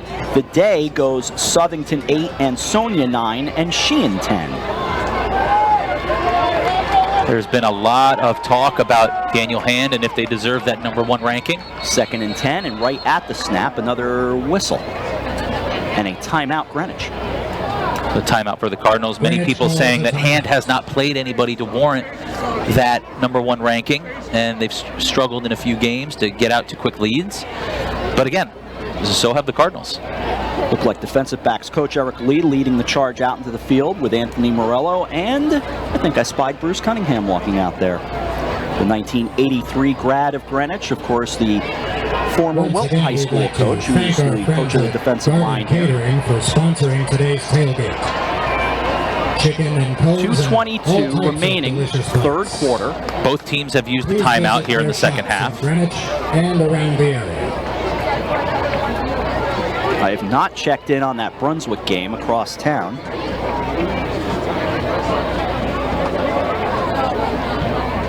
I'm going to... You're going to take a look? Take a look, see what I can find. Very kind of the Greenwich Superintendent of Schools, Dr. Tony Jones, to acknowledge the tweet we put out before the game. Thank you to Dr. Jones. And to Jimmy Lebrandi as well. He was the other one who liked it, so don't want to leave him out. 2:22 remaining, third quarter, tied at 21 on this co-broadcast today. Good to see the folks from the Greenwich Athletic Foundation at halftime. Randy and Richard and Rob all came up here for a bit. We were chatting. In motion, on a second down, setting it up, left side, he throws it away. Under a big rush was Graham. Graham retreats all the way back toward his own 30. And he wanted to hit Kirby on a little wheel route. Kirby motioned out of the backfield, but just no time to actually turn and look for the football. Too much pressure on Graham there. Had to just get rid of it. As of 5 minutes ago, yes, we've got a final in overtime. Brunswick falls to Avon Old Farms, 35-28. They may still wind up in a bowl game. Now they have 2 losses on the year, but a bowl game not out of the question for the Bruins. 3rd and 10 at the Greenwich 49. Graham rolling right, sets and fires. That is a high ball and incomplete. Aaron Sears was the intended receiver. He was kind of barking for a call, but not going to get it. I think Zane Nye was the coverage. But that ball wasn't catchable, so the officials, in my opinion, doing the right thing. Ball high and overthrown, and I think this is a good decision by Darien. Punt the football away. If you can get a better punt than last time, you could try to pin Greenwich deep, make them go the length of the football field. They were able to do it last drive, but some penalties aided them. Let's see if Darien can get a little bit more fundamentally focused here on defense. Hall stands back ready to punt it away to Hunter Clark. There's the snap. It's a high one. With time, he steps up. He gets his best punt off of the day by far. Clark back, lets it go. It bounces down inside the 5 and just tumbles into the end zone. That is a touchback. Darien had an opportunity right there to stop it at the 2. Just momentum too much, taking them forward, and Greenwich is fortunate to get a touchback. 49 yards on that punt. No return due to the touchback. It becomes a 29-yard net. So thanks to Randy Caravella, Rob Burton, and Richard Fulton for stopping up at halftime to say hello. We weren't able to get them on the air. We'll try for another time. And they're always welcome on doubleheader, of course. Tough to do, especially in the first broadcast of this kind, and the way the game is going, and just chaos left and right. It's been, it has been chaotic. Hopefully for you, what you've watched and listened to has just come off okay. Controlled chaos, I would say. Controlled chaos. But behind the scenes, it's always chaotic. First down for Greenwich with a chance in a tie game to take the lead. Running to his left, stepping out. Ranello running for his life, still running. He runs to the wide side of the field. Now he throws a low pass to the sideline that is incomplete. James Ranello's first down. Callum Abernathy down again for the Cardinals. That was intended for Kobe Comizio. Abernathy does come up, starts to try to walk. Pete Falla on the field, turns and goes right back off the field. Abernathy seems to stay in. When your senior captain offensive tackle waves you off, I think you probably just get off the field. 1:43 remaining, third quarter, a 21-all game. Surprising that Greenwich has not gone, at least tried to establish a little bit more of the running game. It was not working in the first half. It's really been all James Ranello trying to sling the football around the field. 2nd 10, here he goes again. He does sling it. That is complete, making a turn out near the 26. Ranello completes up the middle to Matthew Pilk. That was Matthew Pilk for a gain of 7. Good throw there by Ranello, and an excellent job by Pilk gaining a few extra yards. Puts yourself in 3rd and short. Much more manageable here for the Cardinal offense. 3rd and 3. 1:17 to go, third quarter, 21 all. Comizio and Barber out to the right. 2 receivers make it 3 to the left, empty backfield. Rushing for the Blue Wave. That is complete and immediately hit at the 30. Was, I believe, Pilk again. And it was. And Pilk's going to be a half a yard short. Wow, they did. They put him down at the 29. And the thing about that was Pilk caught that football with his back to the marker, so the football didn't reach all the way to the 30-yard line. That's right. So 3 and out go the Cardinals. And as much as I think Coach Morello wants to go for this, I think the only thing you can do here is punt this football away. Fox comes on to punt it away. Fox on to punt for Greenwich. Stands back at his own 16. For Darien. Demel will go deep. With time, here is the punt. Good kick and a fair catch called for at the 30. That ball is on the turf, but the official will whistle it dead right there. They are sorting out bodies at the 29. And it is Darien's football. Almost another major turnover for Darien. They get extremely lucky there to recover that fumble. Austin Demel, who was injured earlier, back in this football game. And the officials having a bit of a conversation. They are. 42-yard punt, no return. I don't think they're going to change anything. Darien football. So we'll have one play here before the end of the third quarter. 4 seconds remaining. 21 all.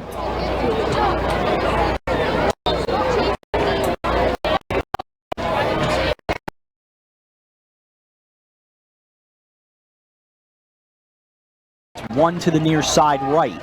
He takes, running the option, goes left, almost threw it behind Kirby.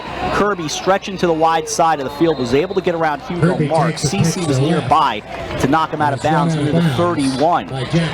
Give him 3 to the 32. And the third quarter comes to an end. I'll be honest, there was a point in the second quarter where this game seemed done. All of a sudden, we now have high drama going into quarter number 4. I think we can say it best, buckle up. We got a great fourth quarter ahead of us. It starts right after this. This is Darien Greenwich football on 1490 WGCH and local live, produced by DAF Media.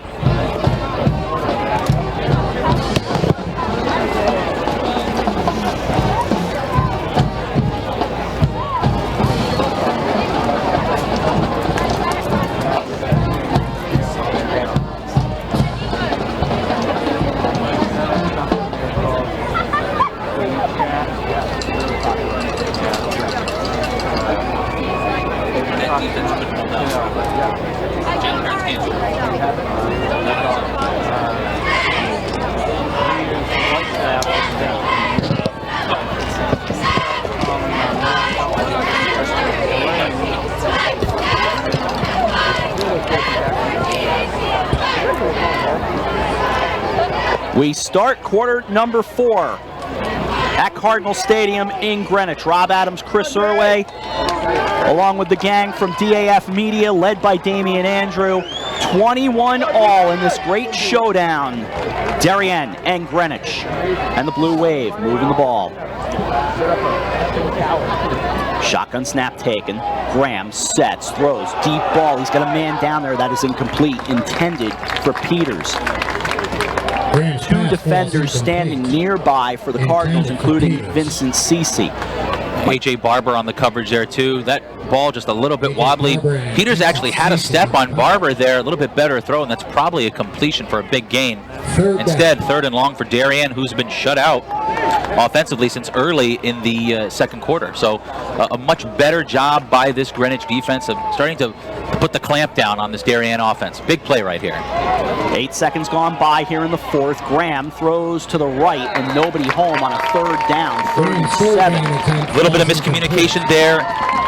Graham expected Sean Gifford, number 3, the wide receiver, to run a little out route. Instead, he just runs a fly route straight up the field. No one there. So miscommunication. Darien's going to have to punt this football away after a 3 and out. A penalty against Darien going to be declined by the Cardinals, and it will be 4th and 7. So let's see what type of field position Greenwich can get from here. As Hunter Clark back at his own 32, waiting to receive the punt.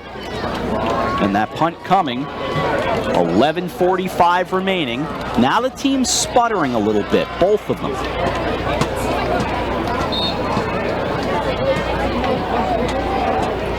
Waiting on the snap. Hall awaits. There it is, high snap with time, and he's just able to get it off.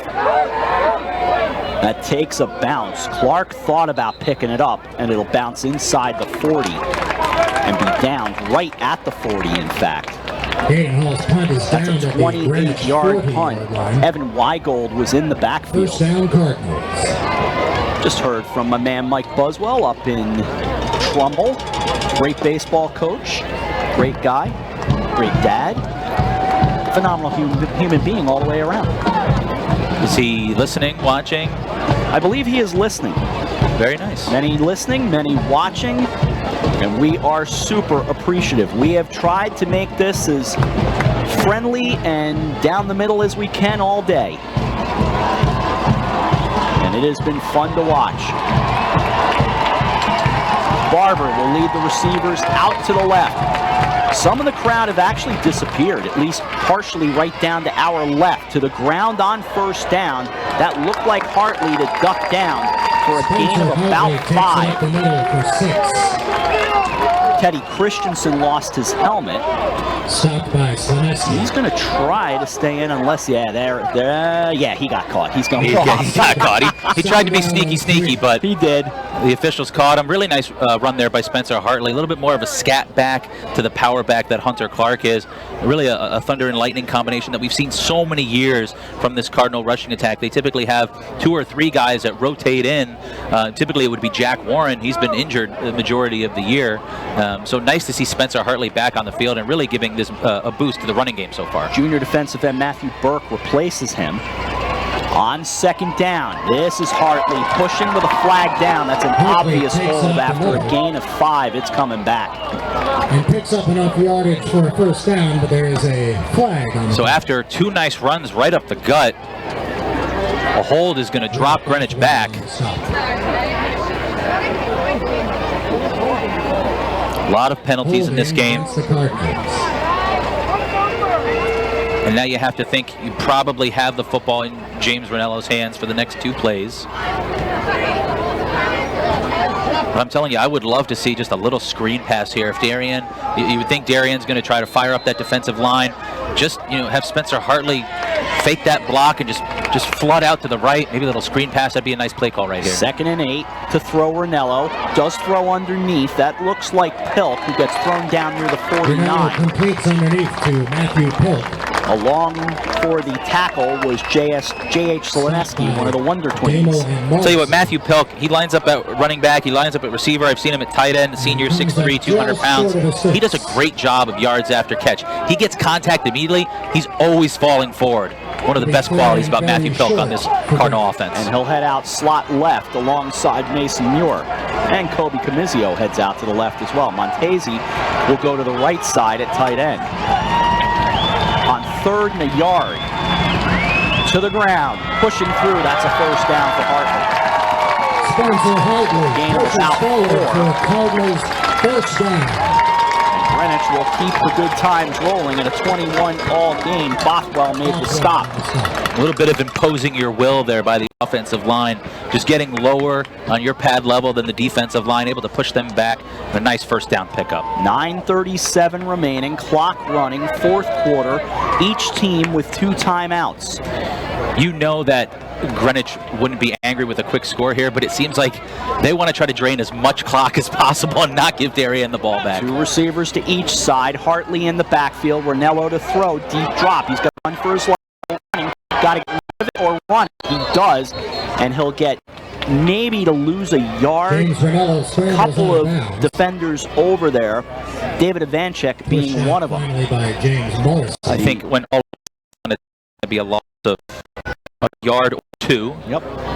The Blue Wave with the names on back of the uniform. They often do. And as James Ranello starts more and more games and becomes more comfortable in this offense, you'll start to see him, instead of taking that ball and try to gain a yard or 2 when you really lose it, he'll just chuck that football right out of bounds. In the red with the white pants going from left to right. They're on the near hash on a 2nd and 12. Shotgun snap taken by Ranello. Sets. He's going to have to run for his life. No chance. He's down. It's Ivanchek. Bring him down at 38. Shades of brother Mark. Ivanchek, just a sophomore, 5'10", 192 pounds. Defensive end for the Blue. And that in 3rd forever. Really great job by both defenses. Really start to shut down opposing offenses. 3rd and 24 at Greenwich 40.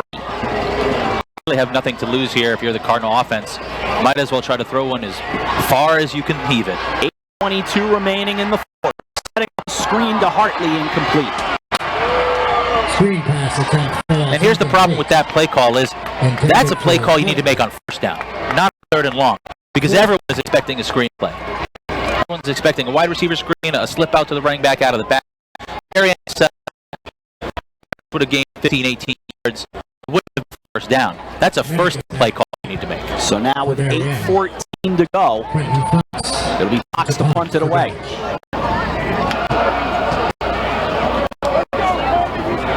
Quentin Fox waits it. Oh, there was someone right in the face. Ball spinning around. Then turns, kind of takes a parallel run, and turns into a Darien roll at the 47. Nothing good came out of that punt. High snap, a lot of pressure, and really just a shanks sky high in the air. Great field position for Darien. I thought Sneski might have been the one who was in the backfield. That was only a 13-yard punt. So it's Darien's now with 8 minutes remaining in the 4th quarter, and the ball sitting at the Blue Wave 47-yard line. Here come the Blue Wave. Far sideline. Many of their fans decked out in white. Let's see what Peter Graham can cook up here. Don't be surprised if you see them the running back set, and he runs himself and tucks it away with a flag down on Vincent Cece at the Greenwich 49. So here's the reason why you're getting that personal foul. It's because Peter Graham gives himself up and slides. Yep. And then Vincent Cece comes in, not late, but basically just lays his helmet on the helmet of Graham. And fortunately, that's going to get called every time. That's it. It's the helmet-to-helmet factor and a 15-yard penalty. And the Blue Wave in shape at the 34. Again, 2 receivers to each side. Graham in the backfield. He's got Kirby alongside of him. Kirby will angle out now to his right. Claps his hands, takes the shotgun snap. The handoff goes to the left side. Kirby around the end. Still running. Breaks a tackle. Pushed out of bounds inside the Greenwich 10. They're going to mark him a little further back from the looks of it, near the 11. And even further back, in fact, so he stepped out of bounds near the 19. Hugo Mark made the stop. Nice job by Kirby, breaking containment, getting to the outside. Enough yards for another 1st down. So 1st down for Darien. Trying to take advantage here of a poor punt. 7.5 minutes to go here in the game. 2 receivers out to the right, 1 to the left. On 1st down with 7:34 to go. Play action, angling it up. There's a man open, climbing the ladder and making the catch. Touchdown, Darien! Graham's pass complete in the end zone. Touchdown to Jackson Peters. And the Blue Wave regain the lead. And just a beautiful run route, a little fade route to the outside. Peters puts it right where he needs to. Or Graham, puts it right where he needs to. Peters with one heck of a catch. So we take a look at the instant replay. Gets that foot down. What a fantastic acrobatic catch by Jackson Peters. Extra point coming up. It's Sears to make it a 7-point lead. He is 3 for 3 on his extra points this afternoon. There's the snap, it's good. Spot kick, blocked! And the kick is blocked. Kobe Camizio. And it's a 6-point game with 7:25 to go. Darien 27, Greenwich 21.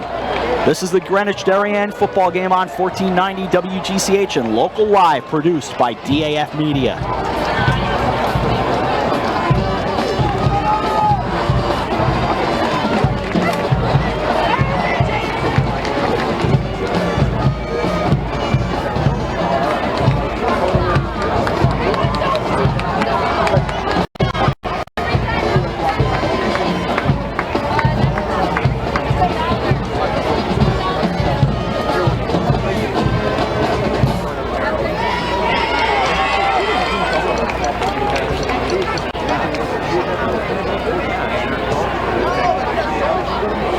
Now it's Greenwich's turn, 27-21. Darien on top, 7:25 to go. Here at Cardinal Stadium on DAF Media, local live via the Greenwich Athletic Foundation and 1490 WGCH. Rob Adams, Chris Irway with you, and the kickoff coming up by Sears. Sears for Darien sends a low line drive on a bouncer, goes back toward Clark at the 11. Finds an opening, ducks down, squirts through the 30. Greenwich will set up shop right there. 7:14, 2 timeouts. Either way, there's plenty of time in this ballgame. And decent field position. We'll see how that extra point affects the rest of this game and how it could loom large. Could if Greenwich can put the ball in the end zone right here. So you have to get something going here offensively. Darien has done a decent job of shutting down this Cardinal offense for the past 10 to 12 minutes. Got to get something going here. You're on the near side right. Brunello in shotgun, takes the snap, looking left, goes left. He's got Pilk for a gain of maybe 10, maybe past the sticks to the 41. Nice little out route there by Matthew Pilk. Good catch. Pushes forward for a first down. Strong throw by Ranello.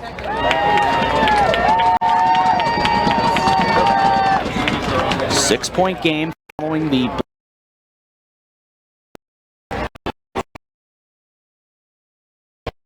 down at the 41. Ranello looks to throw, does throw, finds Pilk again. Pilk is a player today. He gets a gain of 8 to the 49. Demmel makes the stop. Pilk just settles down, little 7-yard curl route, right in between the zone defense of Darien. Second down and 2 for Greenwich. Second and 2. Greenwich sideline holding up the big signs that send the play in. Head coach Anthony Morello walks nearby. Here's Ranello to throw. Throws, finds Kobe Camizio for a first down into Darien territory for the 43. Ranello really starting to throw some darts here. Connor O'Malley made the stop. Colin Abernathy down again. This kid has been an absolute warrior today. You can tell he's not at 100%, but he is not coming out of this football game. Tough kid for sure, and a first down for Greenwich at the Darien 43-yard line. They go from left to right with 5:55 remaining in the fourth quarter and the clock running. Ranello takes on first down. Deep drop, sets up. Might have had his arm hit, and that incomplete, intended for Pilk near the 31. Very close to Sam Wilson in coverage there, and Austin Demmel. Ranello was hit as he threw. That ball just kind of wobbled. Pilk doing a great job helping Austin Demmel up off the turf and a pat on the back. Great sportsmanship, and I love seeing that. It's fantastic.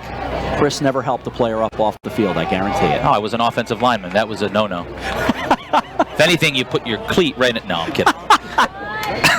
When John Sullivan ran him over, John certainly didn't help him up either. That's true. No, he broke my back in wrestling camp. That's what happened. Second and 10. John, you know we love you.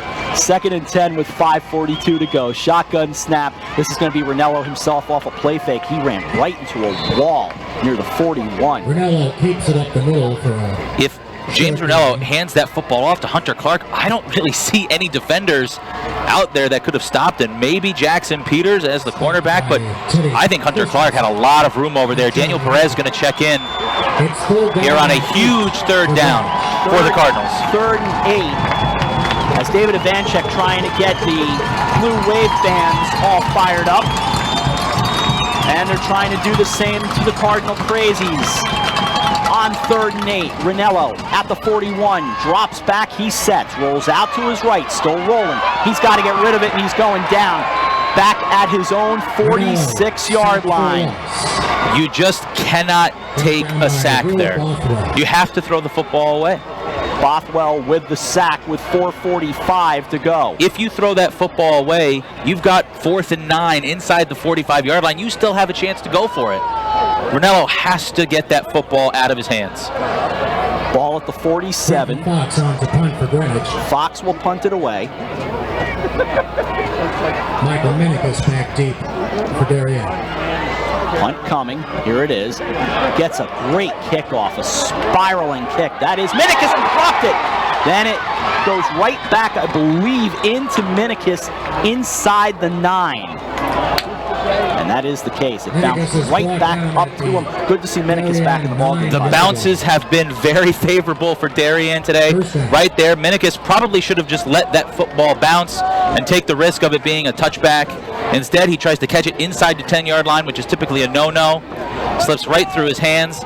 He's able to fall on it. The ball does bounce right back up into his chest. And a huge Darien. Now they've got to go into what we like to call the 4-minute offense. And it works both ways. When you're 4-minute offense, you're kind of in a semi-hurry up. Here, you're in conservative clock mode. Run the football, try to pick up some first downs. If you can get a couple in a row, you've got this game sealed up because Greenwich only has 2 timeouts. 4:13 remaining. First down for the Blue Wave. Back near their own 9. Graham takes. He will hand it off. Trying the left side. Kirby, a lot of running room as he's run out of bounds. Near a first down at the 19-yard line. Kirby takes a handoff. Hugo Mark over there to help make the stop. Poor job of contain there by Vincent Cece. Had a chance to have Kirby in the backfield. Just let him cut on the dime on the outside there. Picks up a big first down for Darien. Kirby picks up enough yardage for a With first down. the running out of bounds and the first down, it's a stoppage of the clock with 4:03 remaining. Blue Wave hold up placards of various types, including the Florida Gators logo, all indicating whatever the play coming in is to Graham, who uses play action, then throws the ball left side, and a diving try by Peters incomplete near the 41, matched up with Jack O'Gorman. So right there, that's a break for Greenwich. A stoppage of play after Kirby runs out of bounds, and right there, an incomplete pass. By Jack O'Gorman. 2nd and 10, 3:56 remaining. Let's say Darien gets uber conservative right here and runs the ball on 2 downs. Greenwich has 2 timeouts left. They could stop the clock, get the ball back with plenty of time. I just don't think Darien is going to be that conservative. 2nd and 10.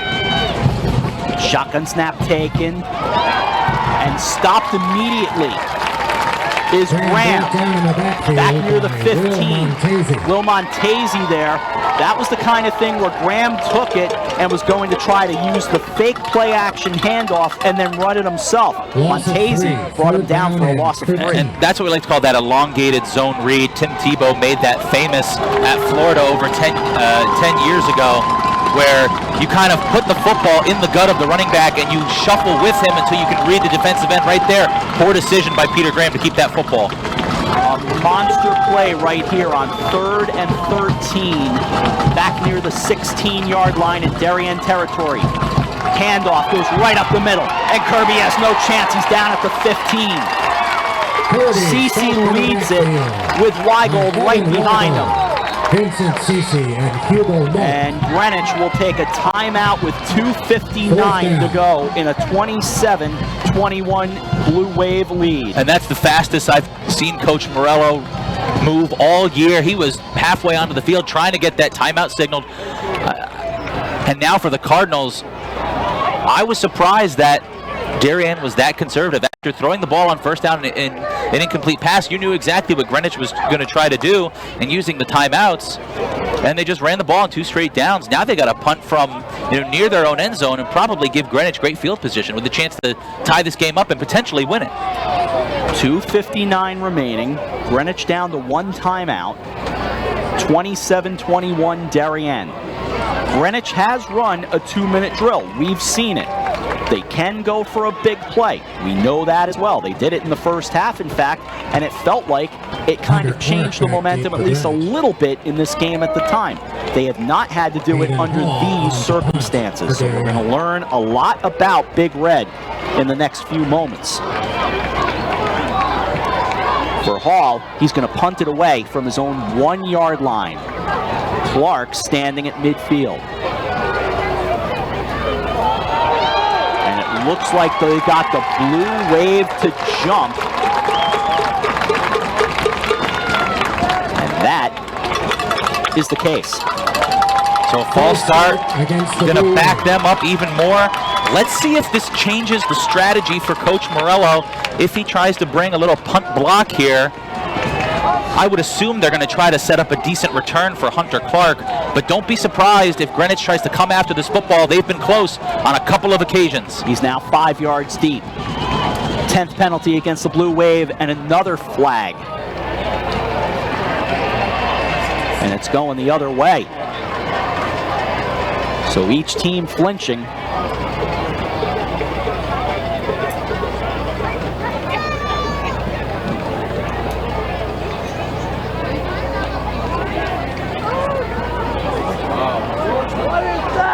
And they called an unsportsmanlike penalty.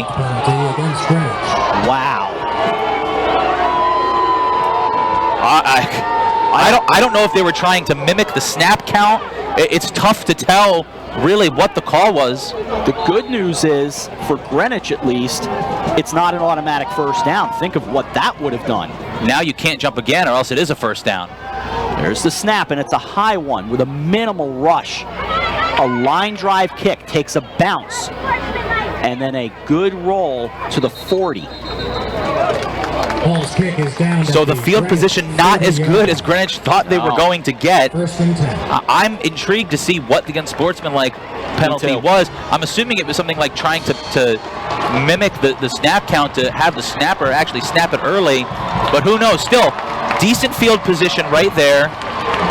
60 yards to go for the Cardinals. 35-yard punt, no return. 27-21 the score. 2:49 remaining. That's still a lot of time. And you've still got a timeout to use. You can run this 2-minute offense and not have to rush too much. Barber to the right, Muir to the left, 3 receivers left. Barber out to the right, on first down. Ranello sets, Ranello rifles it right. There's Barber with a catch and a first down. On the sideline to the 47 in Darien territory. 2:40 remaining, fourth quarter, and a first down. Love the decision by James Ranello.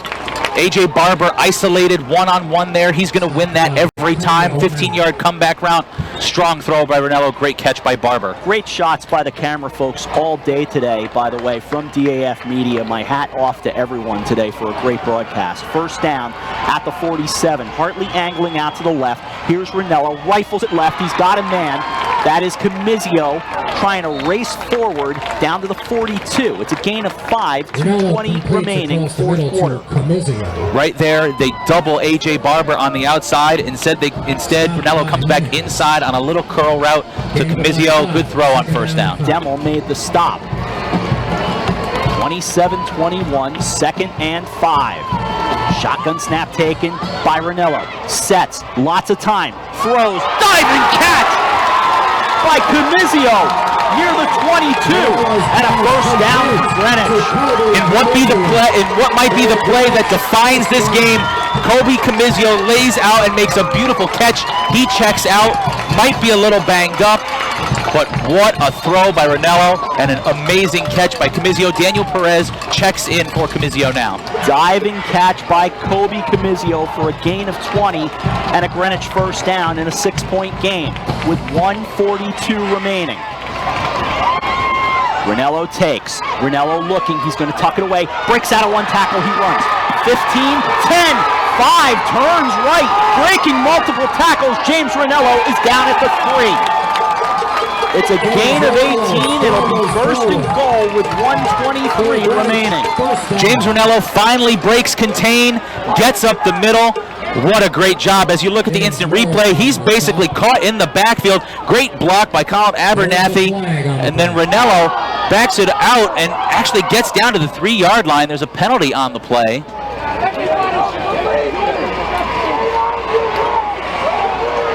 And it's gonna be a hold against Greenwich. Wow. What a penalty. 1:21 to go. Wow, that is shocking. So now the clock running. They've got to get a play call in quickly. I'm not sure if they realize that the clock is running. Play clock is down to 16.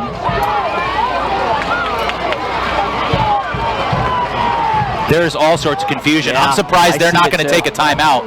I know it's their last one, but they've got all sorts of confusion. And now the timeout. Matthew Pilk was looking at them saying, come on, look at the clock, guys. So you think about that holding penalty right there. Ranello takes that run all the way down to the 3-yard line.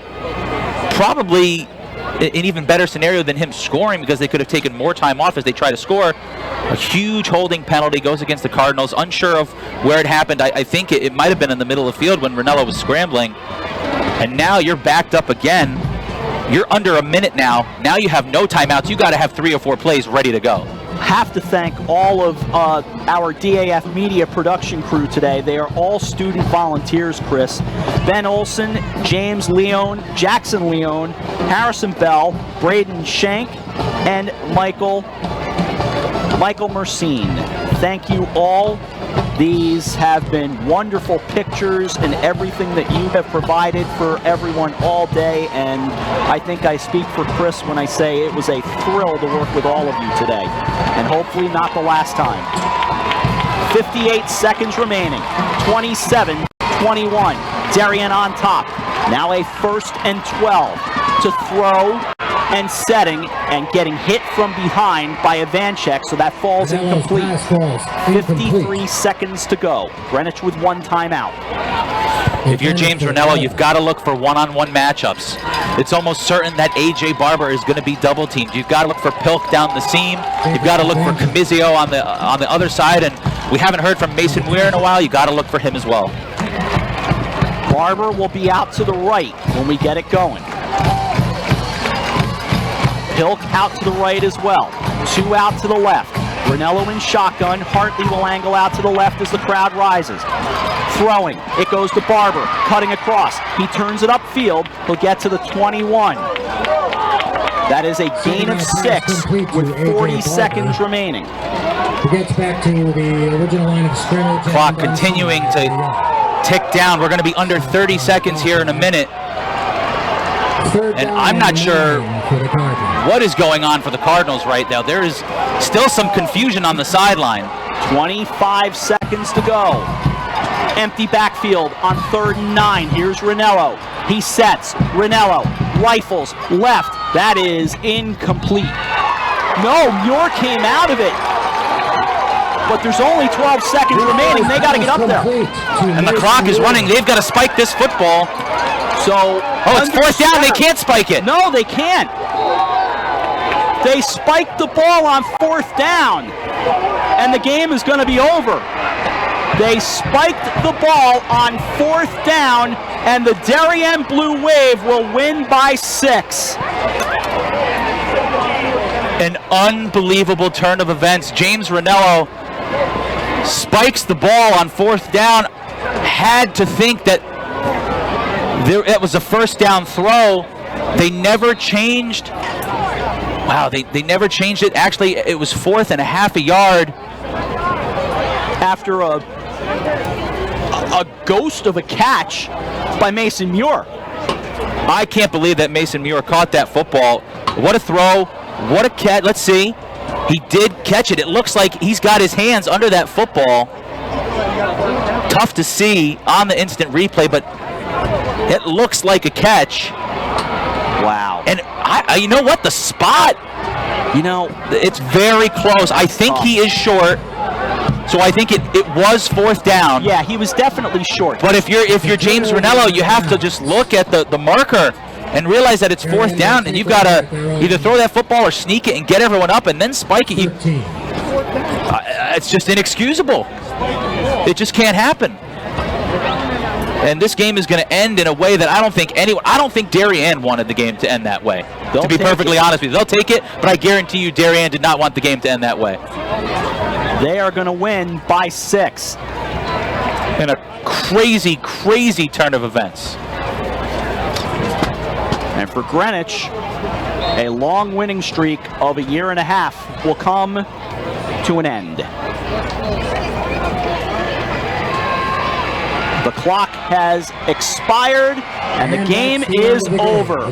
The Darien Blue Wave pick up a 6-point lead. Final score from Greenwich High School, Darien 27, Greenwich 21. this is a game we will talk about for some time, and we're going to be scratching our heads for a while. And really, I think it comes down to a couple different things. One, your quarterback has to recognize that it's fourth down. Your quarterback is the leader of this football team. He has to recognize that.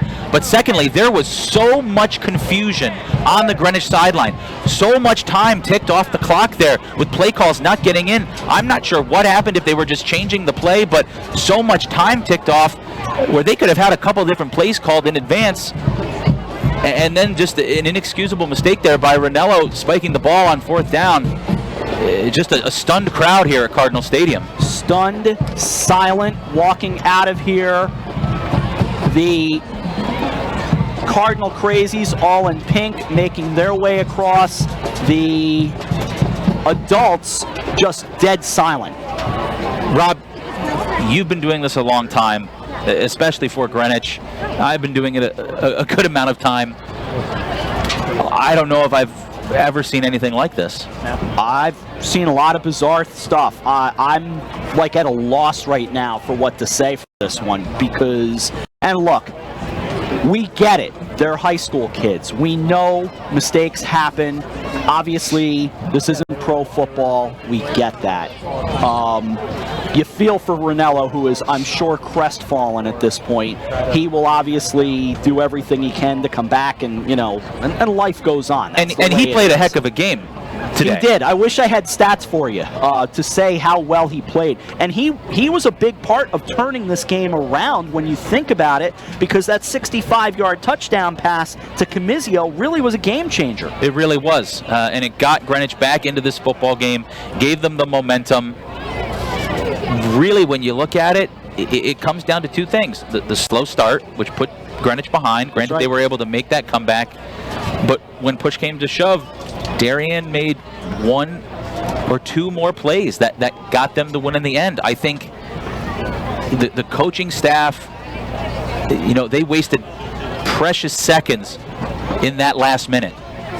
They had plenty of time to go down the field and have plays called and have it ready. And I saw many face masks just looking to the sideline in shock that they didn't have everything ready. They didn't have the play calls ready. It was very, very odd. And maybe it's because Greenwich hasn't been in this position, but as a coaching staff, you need to coach better. You need to be able to put your team in a better place, in a better scenario, and be ready for all different types of things to happen. This is football. Anything can happen any given day. And I think for Coach Morello, as a first-year head coach, he coached a heck of a game. But when you look at the opposite side, a guy like Rob Trefone, it just seems to me like any time we broadcast a game that he's involved in, they just find a way. And they did it again today.